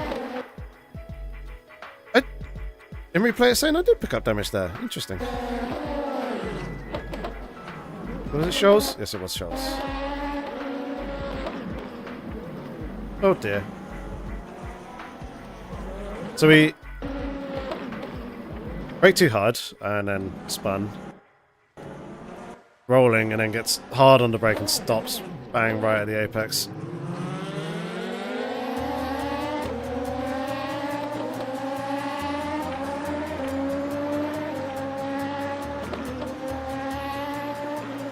I mean, he did the right thing of like holding the brakes. It's just really unfortunate as to where he ended up. Being right on the apex and in the way.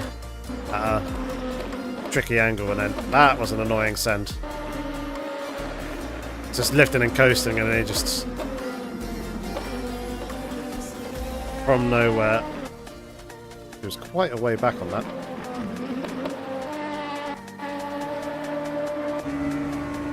Yeah. I think that's probably more out of avoidance than anything else.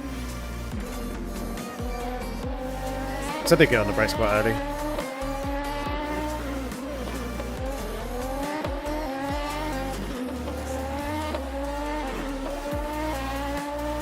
I think so, 90 tyres.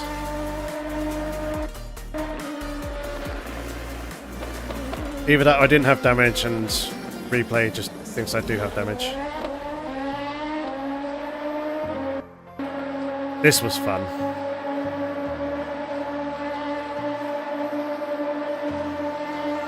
Mega slipstream, sliding on past two of them, forcing the three wide, and the car in front just losing it and spinning out.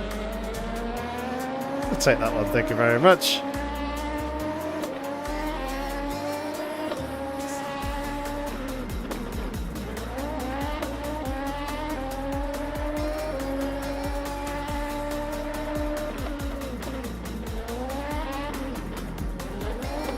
That wasn't this one.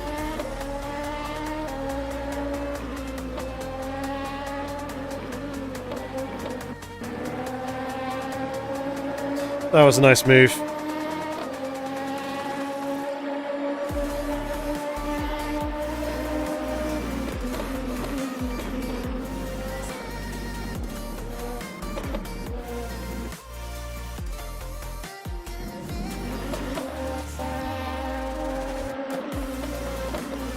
Again. Going down the inside there and then... Yeah, serves itself right.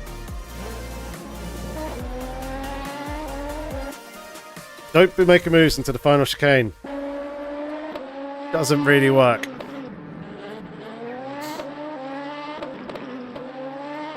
Hey, Dakusa.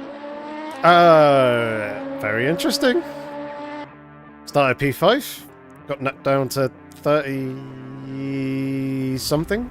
Like 36th, something like that. And we're just watching us work our way back up through the field. We're on lap 4, we're back up into P18. It was quite the race. I thought he was letting us through here when he moved over to the right, and then as we were kind of getting to this point, it's like, actually, no, he's not letting us through. He's trying to defend the inside line. So, slot in, line up for a better exit, get the drive, get the run. Move done.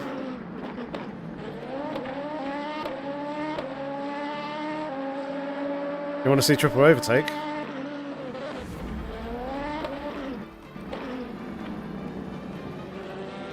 Wasn't this lap 5?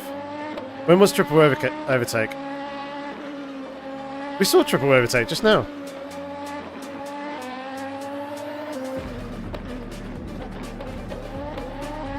Assume you mean the one in the second chicane, yeah?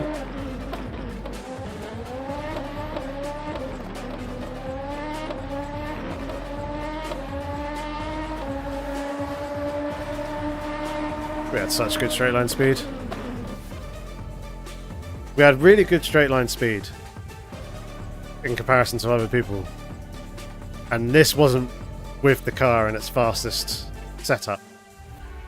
I made some changes just before the race, which knocked 1, maybe 2 kph off in terms of straight line speed, because the car is now bottoming out harder than it was before.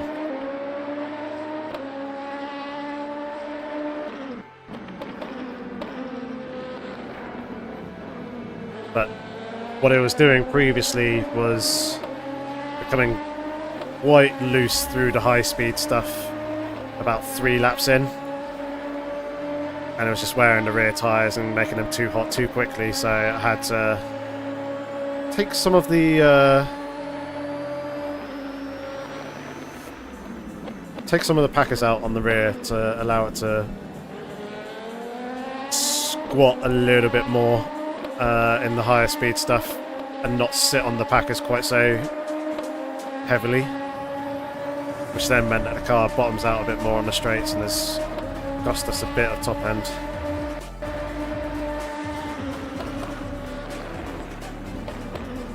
That's another one. I'm going to P14 at this point, and I think this is where we get clipped. Yes, it is.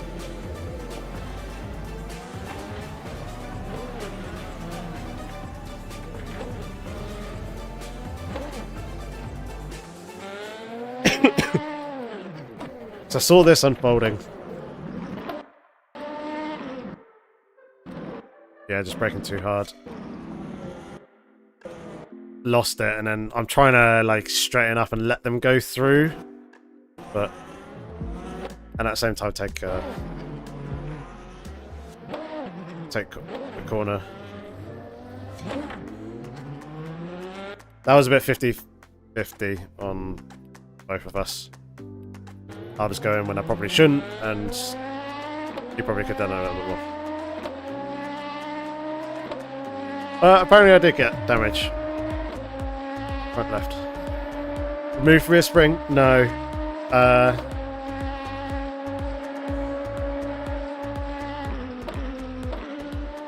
There is no rear third spring in this car. I could have gone stiffer on the rear third spring, but I didn't. Just because that would impact us everywhere in terms of like the overall car balance. I was happy with the car balance. It was just in high speed. The rear end was sitting on the packers, which is causing quite a bit of rotation coming from the rear in the higher speed stuff. Alright, so that was us regaining that place.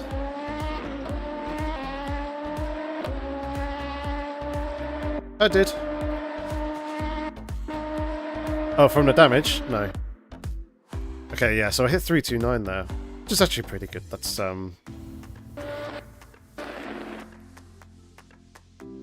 what it should be doing. It should be 329, 330. So it's only really in, like, the first lap or two that we're down on top end from the setup change.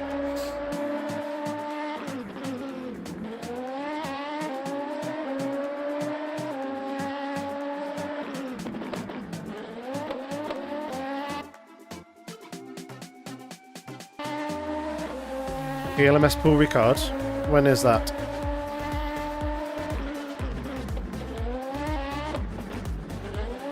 Not that I have any free weekends between now and like the end of June.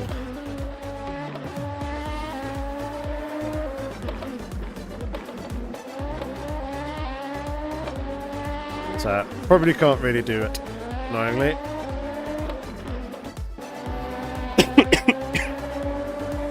Excuse me.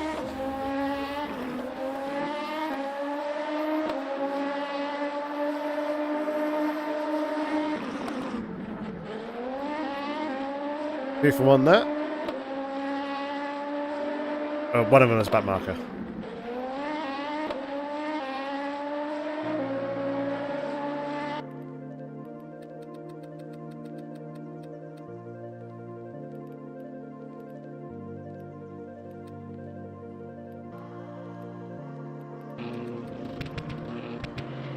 Here you go, Luca. This may not be their fastest lap, but this is a lap of theirs.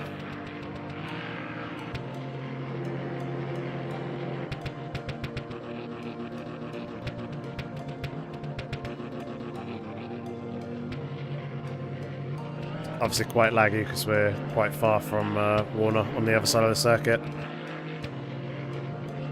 This weekend in real life, so next, okay. Yeah, unfortunately I'm away that weekend. Down in Somerset with family for a nice week's break.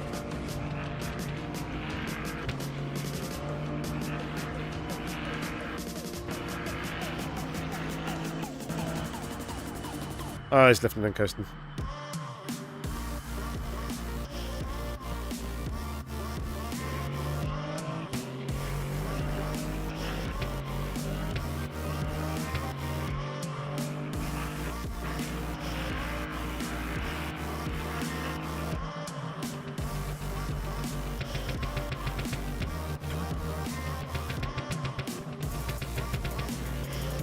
So weird.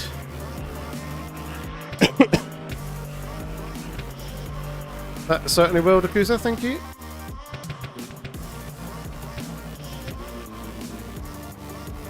Second gear. Interesting.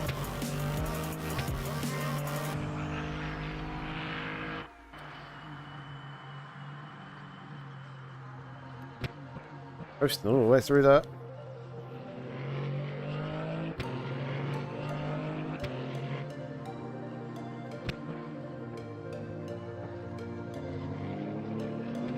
Cheers, 90 Tires.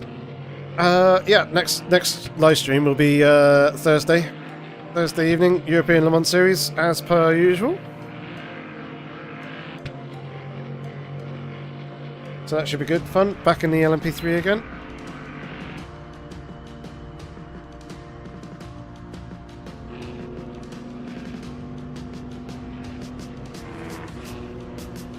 Yeah, Warner's fuel saving a lot.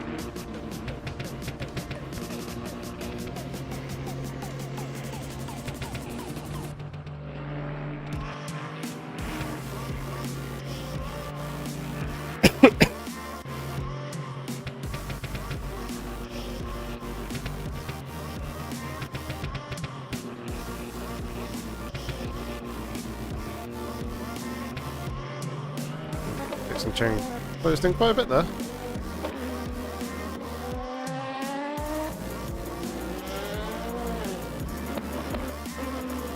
Just in time to see this unfolding.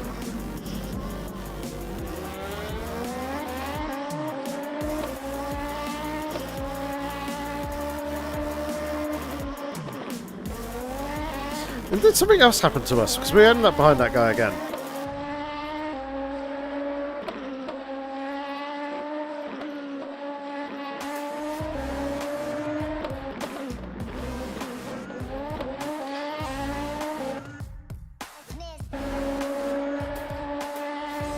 Nice, Takuza. That's good to hear. The LMP3 cars are really, really good and a lot of fun. But it's nice to hear that the setups work well for you. I tend to find that with most cars. Basically going as soft as you can is the way to go.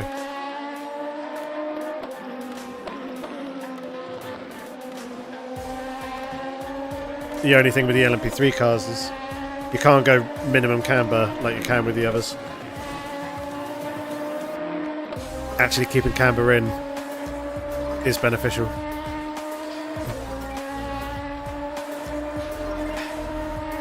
Yeah, he let us go.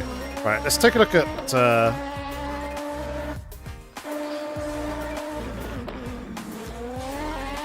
the last few laps. I want to see, one, the mega save. Where we get past that.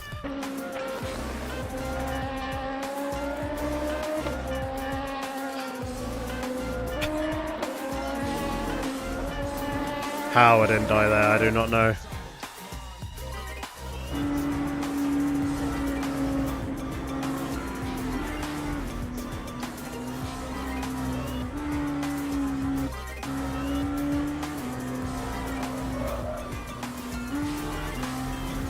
I was fully expecting that to snap back on me on the other way. I knew I could probably catch it, but not catch it and keep it straight afterwards. I was expecting it to tank slap on me.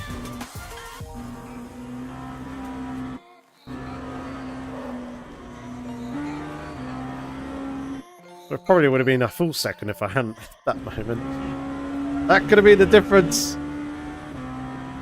between the position at the end.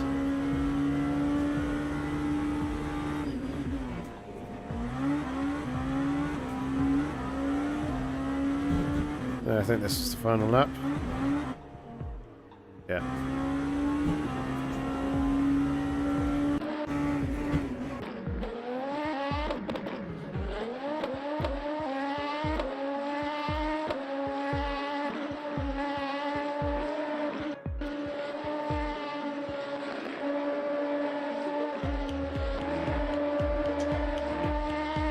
Good run off the exit there.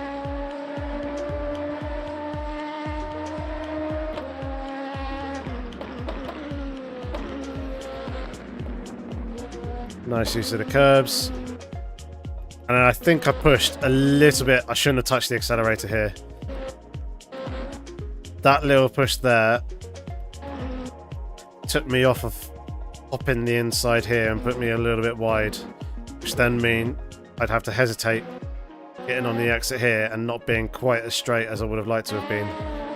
I mean, we had a big moment there lighting up the rear tyres, but yeah, that was cool. That was fun.